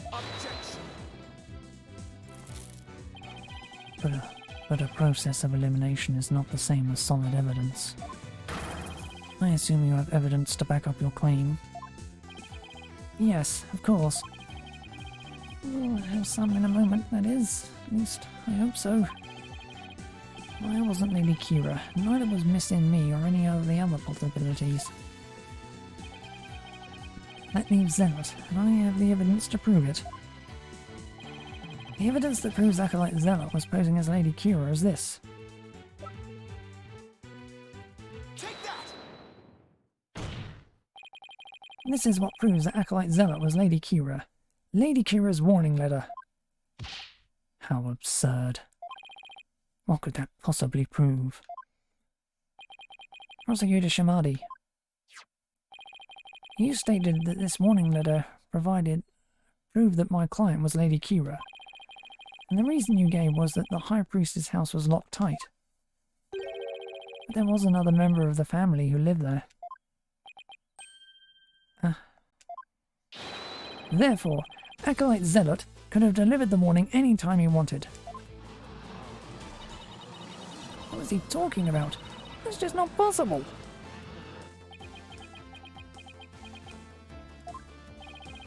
Are you saying Lady Kira was not the culprit, but rather the victim? That's exactly what I'm saying. But that would overturn the entire premise of this case. This trial is proceeded on the assumption Lady Kira was behind the serial killings. But if Lady Kira is one of the victims, who was the killer, and what was their motive? The only suspect left is missing me. There's only one possible motive. What if missing me is a rebel? What? Fiend, you're still bent on casting suspicion upon my lovely wife. Blasphemer! You have no evidence of this. Repent for the mistrust in your soul. Objection! Well, you have no evidence either. After all, the dagger with my client's prints on it wasn't what killed Acolyte Zealot. And the Plume Punisher theme that he heard could have been an alarm clock. That means all of the evidence linking her to the crime has been called into question.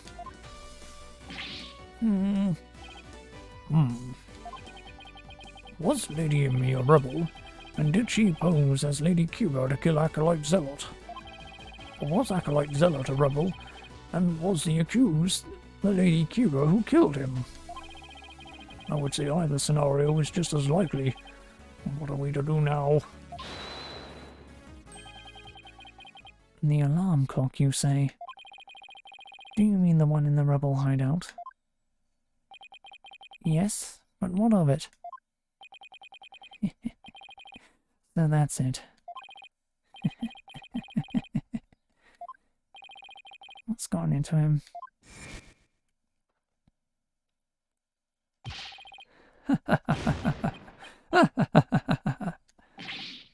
Happened to me? Just what is so comical?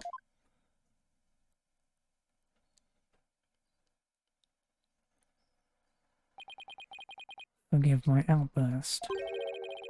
That has simply tickled my funny bone. What did? The theme song came from the Plume Punisher clock, you say?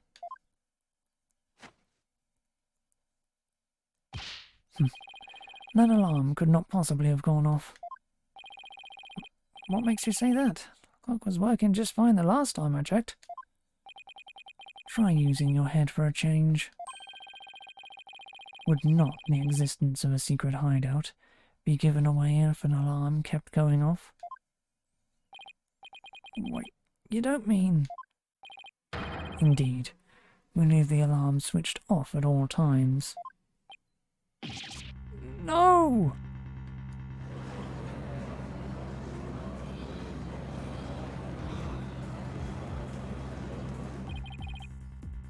In that case... I'm sad to say that the defense's claim does not hold water. Would you care to respond, Mr. Wright? Oh, this can't be happening. Not now.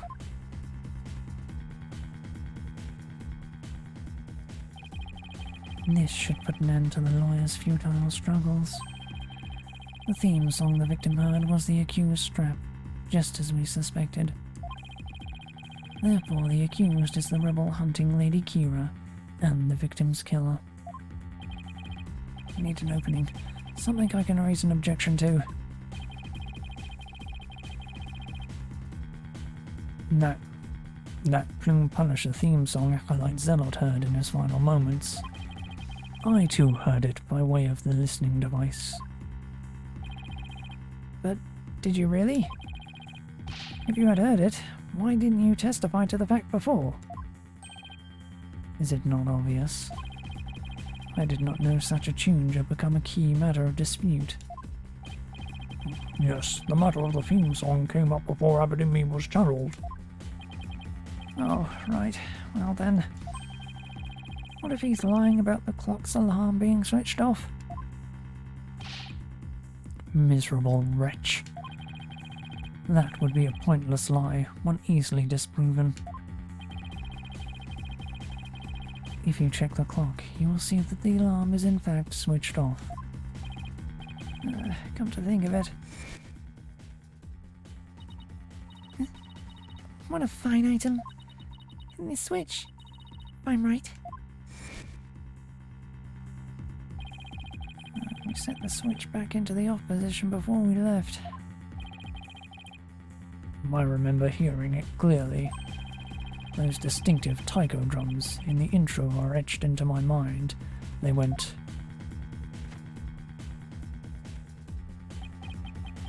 Daka-don don don da da don don don. Distinctive taiko drums in the intro? This trial has gone on far too long. Shall we move ahead to the verdict phase now? By all means. And let us also return Abbott and Me's spirit to the Twilight Realm. Before I go, let me say a word to my darling wife. Objection!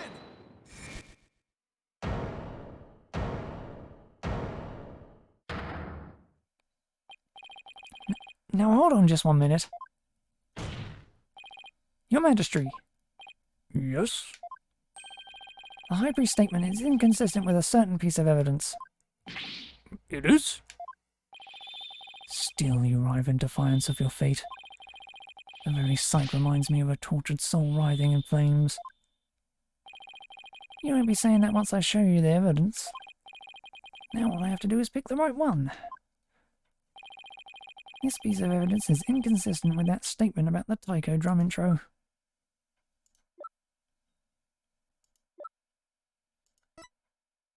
Take that! This is what's inconsistent with his statement. My client's Plume Punisher strap. What does that have to do with anything? It plays the Plume Punisher theme song. And here it is. The theme to the Plume Punisher, Warrior of Neo Twilight Realm. There.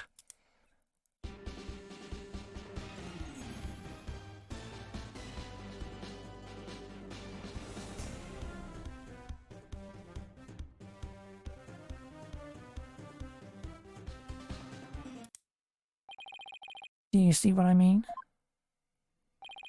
The music the victim heard in his final moments might not have been the Plume Punisher theme song. I'm afraid I am not following you. What was it if it not the Plume Punisher theme song? Plume Punisher theme. In his final moment, Acolyte Zealot heard...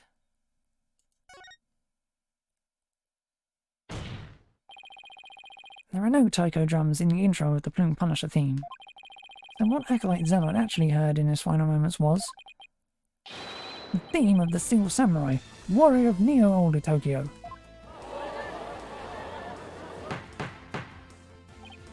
Peace, I say.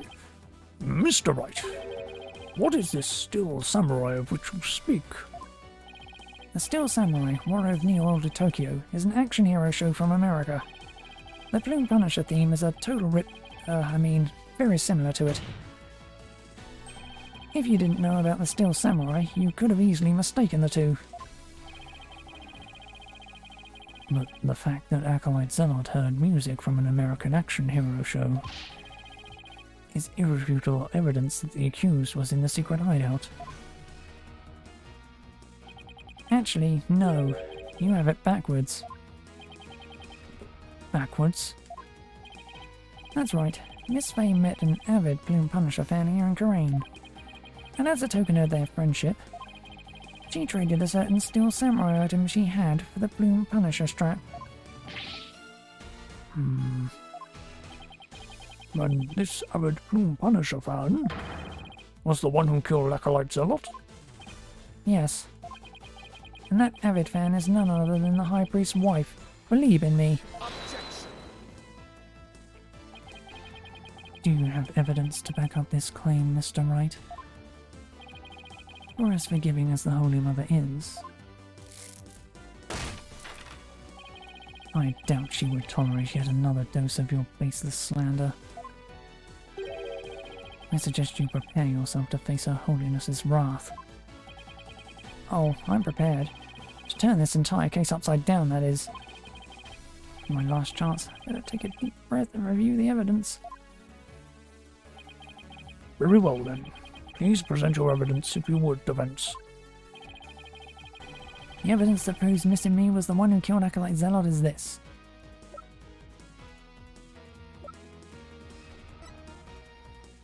Take that! It's right here, in this family photo. Proof that Missing Me and Miss Faye traded items featuring their favourite characters. Objection! A family photo.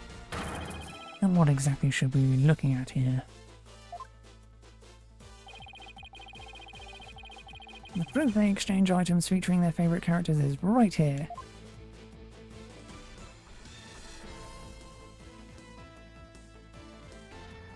Take that! Look at Miss Me's left wrist. You can see the Steel Samurai's trademark top knot right there.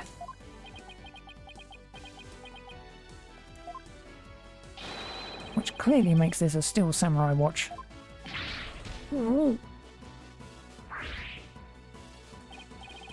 Why, I never knew your wife had such hobbies about abating me. This family photo was taken right before Acolyte Zealot was murdered. By that point, my client had the Punisher strap and Miss Immi had the Samurai watch. So what the victim heard in his final moments was none other than the sound of the watch Miss Immi was wearing.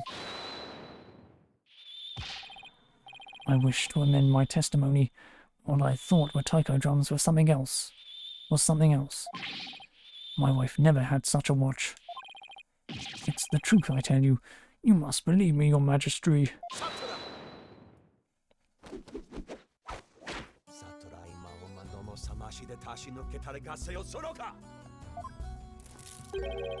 Be not deceived by the defense's loyally chicanery.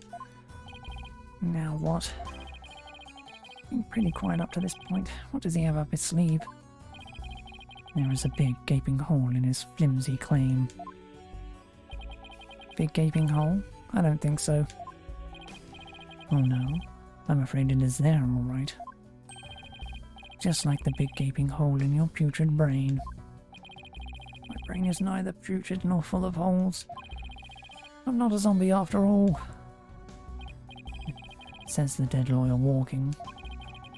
He who has narrow vision focuses on what is before him, never seeing the big picture.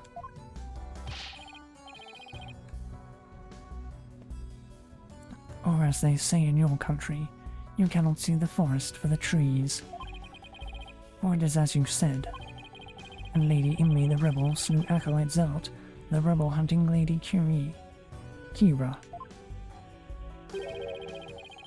Then the rebel hunter would have been dead before the High Priest was slain. Ah, that means the High Priest could not have been slain by the rebel hunting Lady Kira. How could I miss that? So tell me, who are you going to say killed the High Priest now? No!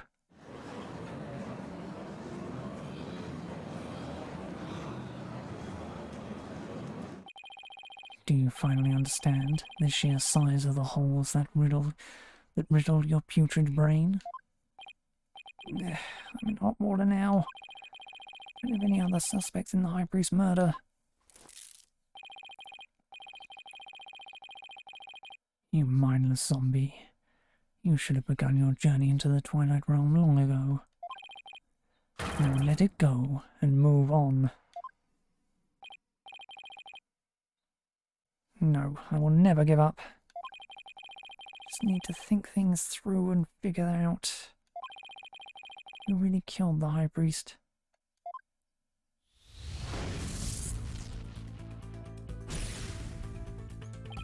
Acolyte Zealot had been Lady Kira. He couldn't have killed the High Priest. And the question is, who did?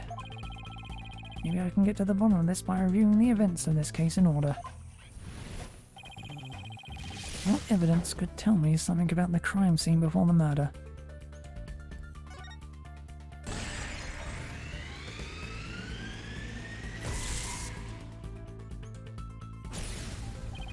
Alright, Maya said that the spring had been stained red before the ride even began.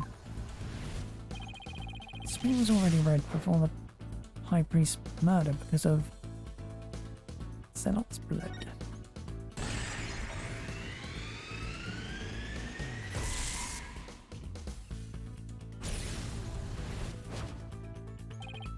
That's right, Zealot had been killed in the rebel hideout the day before the rite, and his blood had flowed into the spring.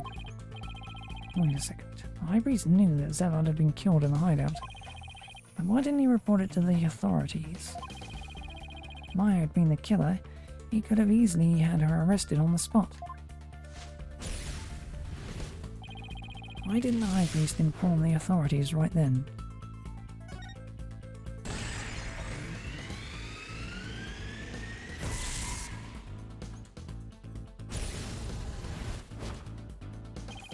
If he reported Zealot's murder, the authorities would have found out about the hideout. That's what he was worried about. But by going through with the rite, High Priest risks having Maya see the spring turn red with blood.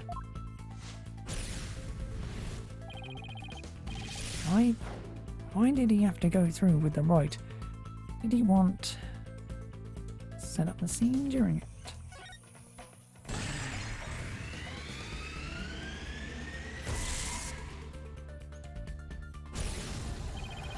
He wanted to set up the crime scene to conceal the hideout.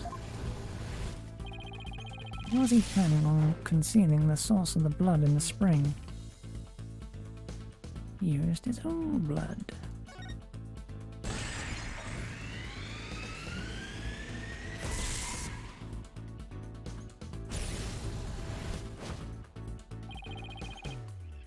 He concealed the source of blood with his own. That was how he kept the rebel hideout a secret. It's all starting to fall into place. When he killed the High Priest, it was Tarust himself. I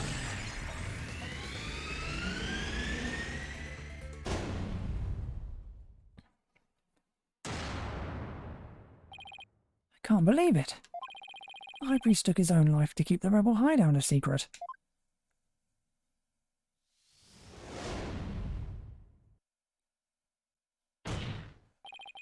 The High Priest wasn't murdered by anyone. He took his own life to keep the rebel hideout a secret. What? What?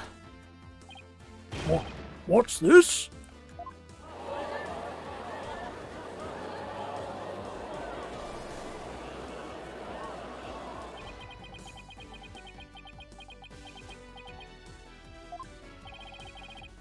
The High Priest committed suicide? I've never heard anything more absurd. Objection. The lawyer has placed a stain on the good priest's death with his putrid brain. Its putrid gaping holes are as large as the hole in his logic. What hole? You still fail to understand. You truly cannot see the forest for the trees. You claim the High Priest took his own life. But have you considered who brought the dagger to the Plaza of Devotion? Ugh. After the High Priest was killed, the dagger was thrust into Acolyte Zealot's dead body. Only the accused, Maya Fey, could have done that. It is as Prosecutor Shamadi says. Your claim is rather porous in its logic, and your evidence is too weak. You cannot prove that the High Priest took his own life to conceal the rebel hideout. Ugh. You're right, the dagger was impaled in Zealot's body, but his body had been placed at the plaza the previous day. Well, Mr. Wright, would you care to respond?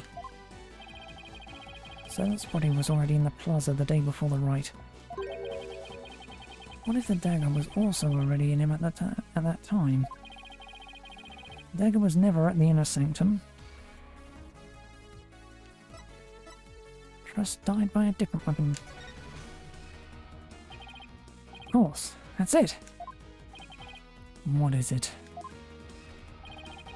There was no need to move the dagger. It had already been stabbed into Acolyte Zealot's body the day before the rite. What? So that means... Well, what does that mean? It means the dagger wasn't the weapon that took the High Priest's life. Objection. But no weapon was ever found at the inner sanctum. If you will not listen to reason, then I insist you prove your assertion. Tell us what you believe the real murder weapon to be. The real weapon? Got nothing, but I know there had to have been a weapon there. Maybe if I think back on the trial thus far, I'll spot the clue I need. Well, would the defense care to tell us what the real murder weapon is? And this is what really killed the High Priest. Take that. What really killed him has been at the inner sanctum all this time. And its lethality has already been demonstrated by the late Acolyte Zealot. That's right. It was the Warbard statue.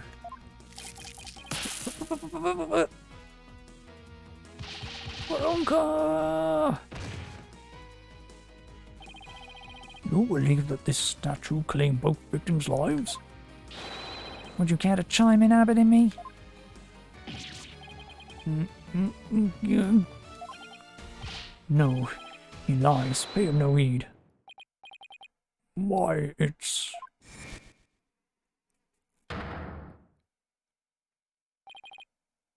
Lady in me. Darling, don't you think this has gone on long enough?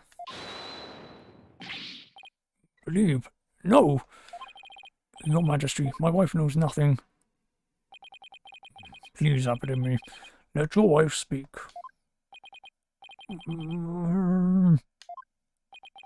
Now, Lady in me, please continue if you would.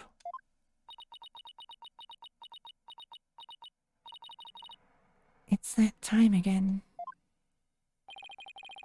And what time would that be? 2:30 in the afternoon. The time my husband conducts his daily prayers. And the time Beret was slain.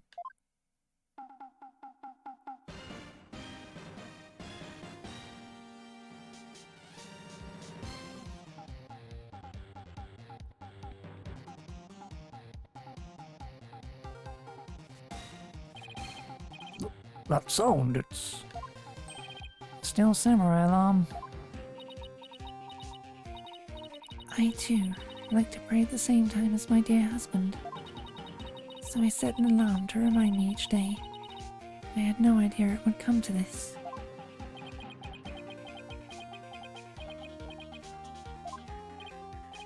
No, stop. She knows not what she speaks. Your Majesty, I am the one who slew Acolyte Zealot. Roar!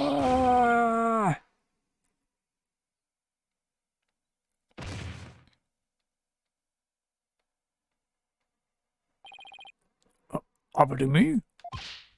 Bailiff, summon a physician at once.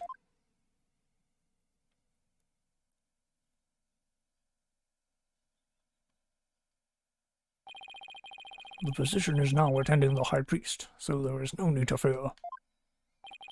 Now, let us continue. What about the half of him called Maya that's still among the living? Missing me, will you tell us everything you know? The truth is, I am a rebel, just like my husband. This tragedy unfolded before the rite, during the Feast of Blessings. I had gone to the rebel hideout to prepare it for Dartz's escape. And that's when Acolyte Zealot suddenly appeared. Yes. Ray was shocked when he saw me there. Acolyte Zealot did not know you were a rebel. I do not believe he did. I believe he was there simply to investigate the hideout. And then he suddenly came face to face with this in me. So the true identity of the rebel hunting lady Kira was praise a lot. Yes. He was a member of the secret police, serving directly under the Minister of Justice. Secret police. And this is what he said to me. I can kill rebels with impunity. The Justice Minister has my back. He was using his position within the secret police to deal us rebels a heavy blow. But murder sanctioned by the Crown is still murder. Even without the DC Act, Dirk and his insurgent scum buddies' days are numbered. What's that supposed to mean? Let's just say I got a little trick up my sleeve, so I'd watch it if I were you. 'Cause you got a defiant attitude, like one of them dragon dupes. I'm gonna trick up Minister Inga's sleeve as Lady Kira. No, this cannot be. My father would never. This must be a bolt out of the blue for Rafer. This explains why Acolyte Zelod abandoned his real name. Yes. He even went as far as covering up the tattoo that all Coronist clergy members receive. Lady Kira was a member of the secret police. And explains why no order was given to investigate her attacks. Guess I'm not alone in hearing this for the first time. But this cannot be. Is this true? The Justice Minister is sanctioning state-sponsored murder? Peace. Now, Lady Me, please continue. Ray suddenly lunged at me. That's when I pushed the stone slab towards him with all my might. But I never meant for what happened next to occur.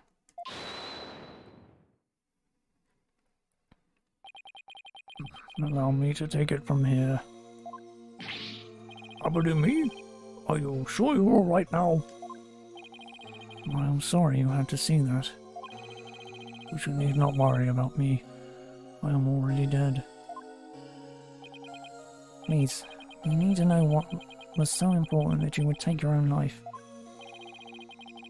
After I learned that my wife had accidentally slain Zelot, I chilled his body with snow to make it seem as if he died more recently than he did. And I later moved it to the Plaza of Devotion and inserted the dagger into his wound. The plaza was empty at that time, for it was before prayer time had started. Finally, I placed his body in the prayer pose, knowing that no one would notice anything was wrong until Wright had concluded. It is perfectly plausible that no one would disturb him if he seemed to be praying. We do treasure our prayer time after all. So you admit you tried to pin this crime on my FA? Yes, this was all my doing.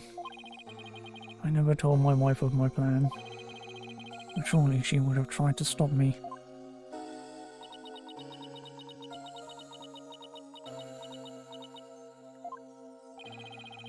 How did you get Miss Faye's fingerprints on the dagger? I had her hold it while we were rehearsing the rite the day before.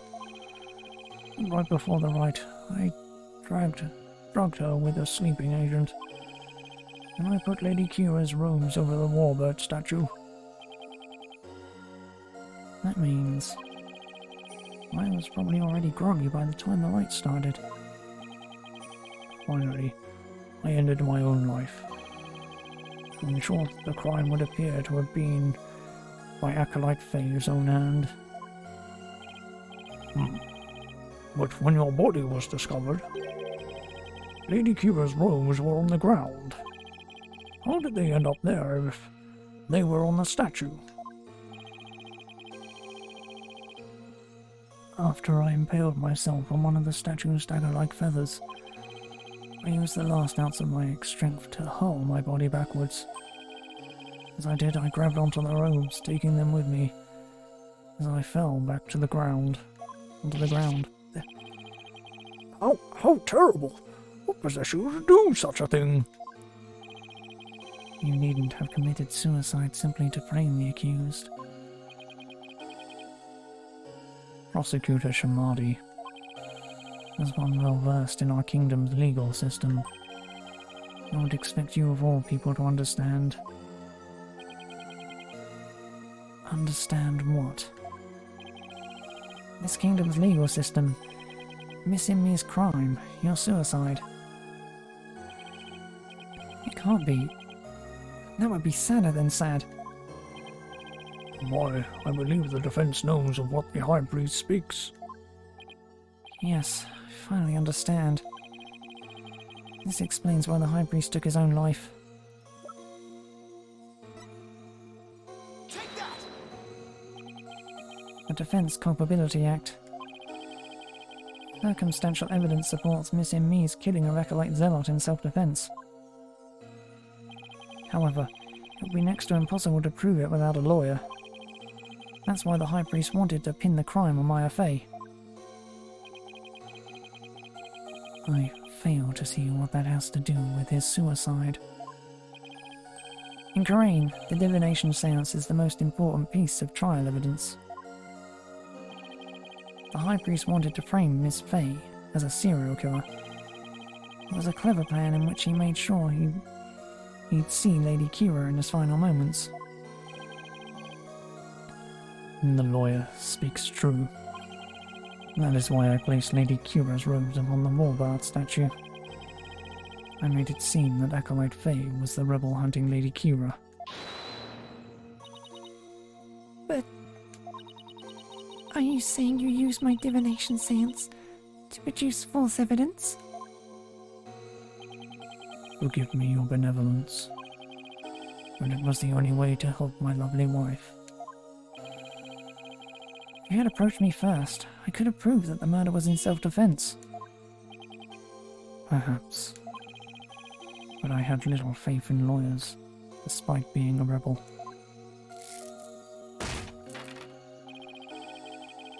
How utterly foolish to cast away one's life for such a reason. There must have been other ways to cover up the crime.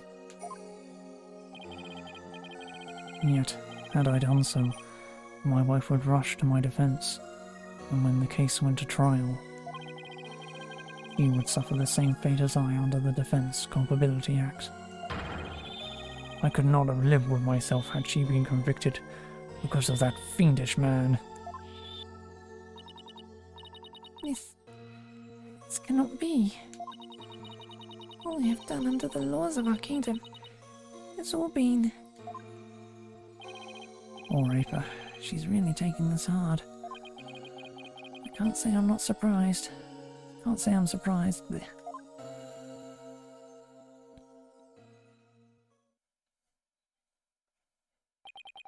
Mr. Phoenix Wright, it is time to show the might of your legal prowess. You mustn't allow another innocent soul to be charged under that despicable law. Of course, I'll do whatever I can. What I have done to you and Acolyte Fey is unforgivable. I can only offer my most humble of apologies. Your Majesty? Yes? I ask that you please look after my wife. You have my word. Your benevolence, it is time that I return to the Twilight Realm. The Nagatama are parting, if you please. Very well. Your benevolence. Please allow me the honor. Yes, it would be more fitting for you to send him on his way. Miss in me. Darling, I'm so glad I was able to see you one last time. Thank you for everything.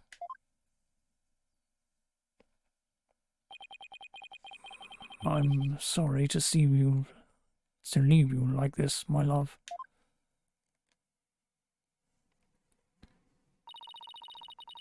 But now you can watch over me from the world beyond. Yes, always and forever.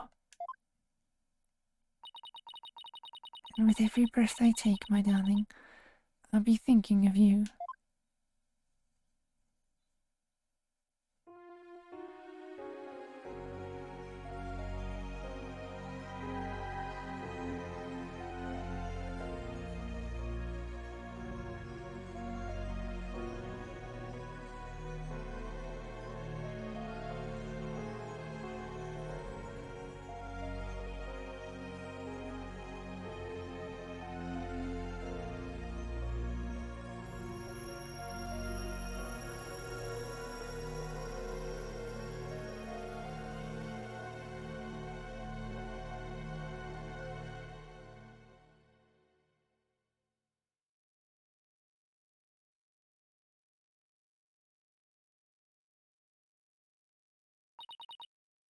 Farewell, my darling trust.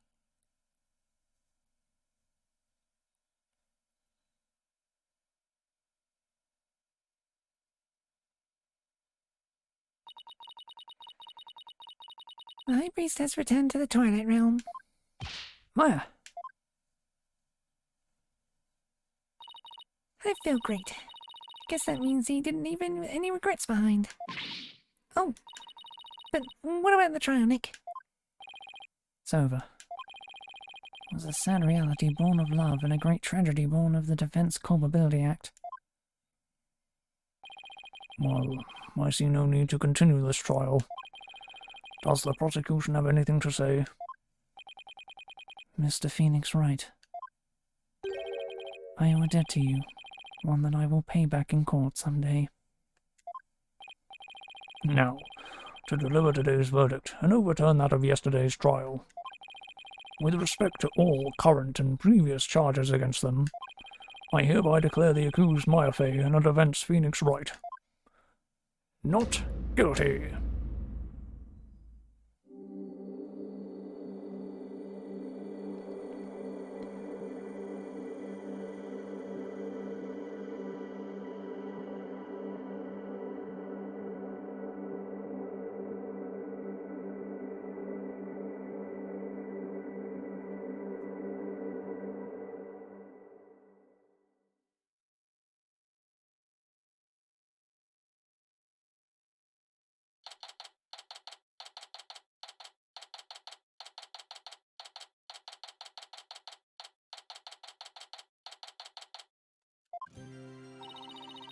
No, I was thinking, Nick.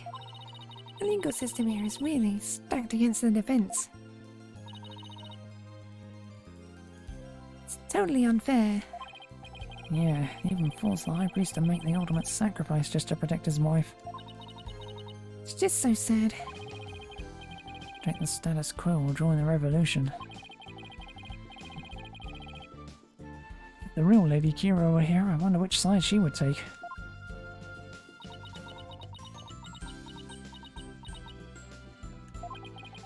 Your benevolence?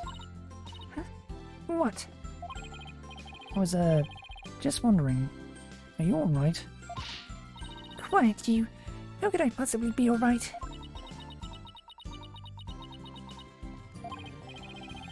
She's not doing well at all. Who do you think you are? Suddenly appearing before me. Trampling my insights underfoot and plunging the whole of justice into utter chaos. You even desecrated my mother and father's teachings, you soulless infidel! Oof, that was a bit more extreme than usual.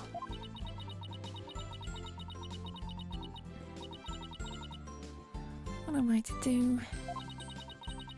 I'd always believed that communing with a victim's midma would lead me to the absolute truth. Each time you would return my insights, it was revealed that they served to support false charges rather than the truth. I'm left now with that heavy truth in my heart. I'm sorry, Rafa. I'm Perhaps I'm not worthy of hearing the voices of the Midma.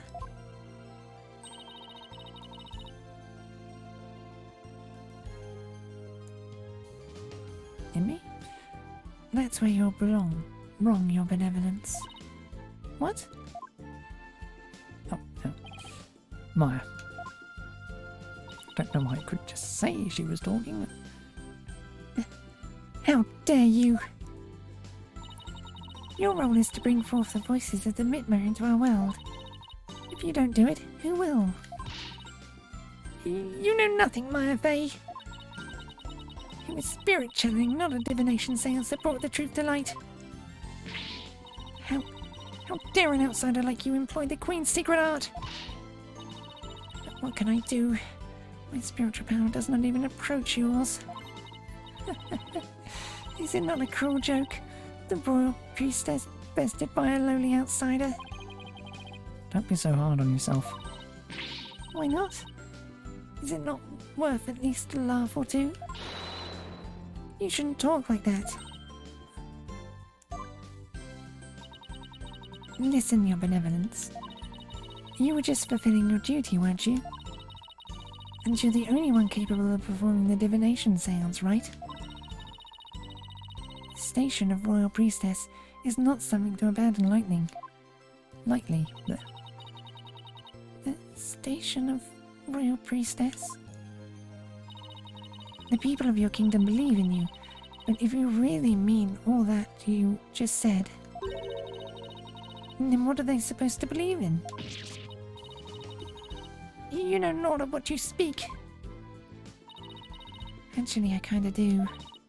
After all, I'm only here training so I can become the master of my village back home. Village master, you say? I did not know. Seems I owe you an apology. Even today I called you a neophyte practitioner. It's all right, your benevolence.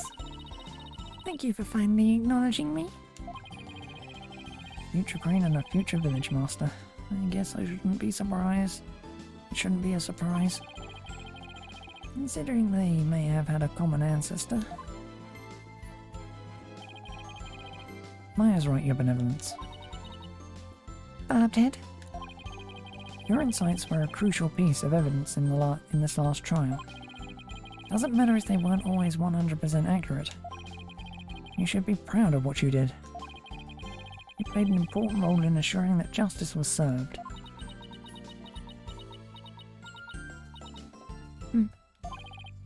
Besides, your insights aren't the problem here. Your kingdom's legal system.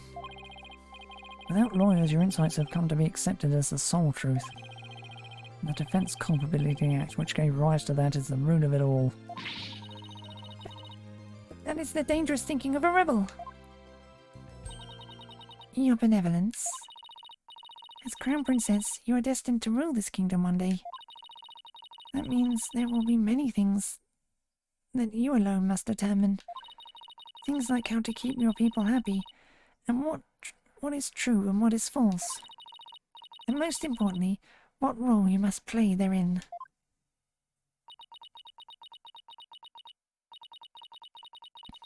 I wonder if I'm even up to the task. Knowing you, your benevolence, you're more than capable. Never heard Maya talk like this before. She's really come a long way.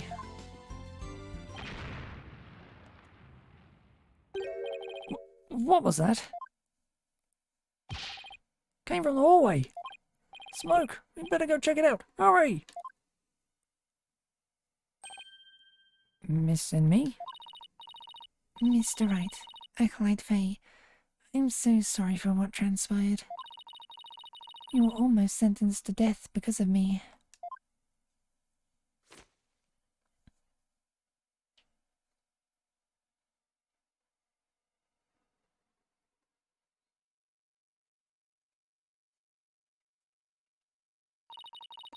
I will make amends by picking up where my husband left off. I will see the revolution through, so nothing like this can ever happen again. For that is the depth of my love for my dearly departed husband. They hear me. We gotta hurry. And that voice, is that Mr. Arable? I must tell the people. They must learn that the peace we enjoy is a false one. One built on the backs of innocents charged with false crimes under that odious DC Act. We have it in our power to forge a society in which the law judges all of us fairly.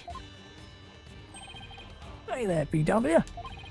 I wish we had more time to talk, but... Dirk, everything's ready. It's time to go. Dirk?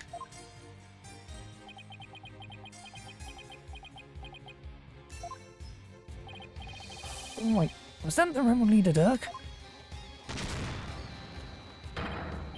After him! Don't let him get away!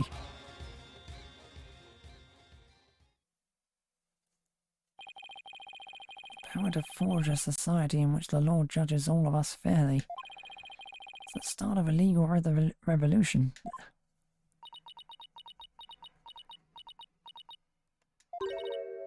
Hey, Nick. Hate to bother you while you're lost in thought. But I just got this great idea. What is it? The Steel Samurai versus the Rebel Dirk. I bet it'd make for another awesome TV show. And if we threw the Blue Punisher in there, everyone would go nuts over it. I'll never get what she sees in those shows. It's good to know that no matter what happens, Maya will always be Maya.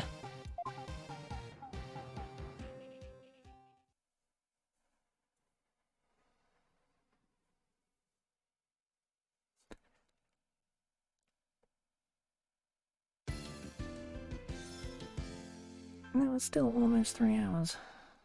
I suppose it was 2 parts though, but... yeah.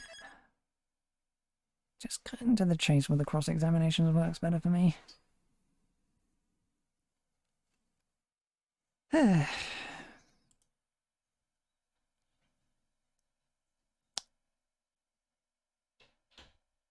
Anyway. That shall be all for now. And I shall be back tomorrow with the next case. And my tracking has stopped working, wonderful. Anyway, for now though, bye!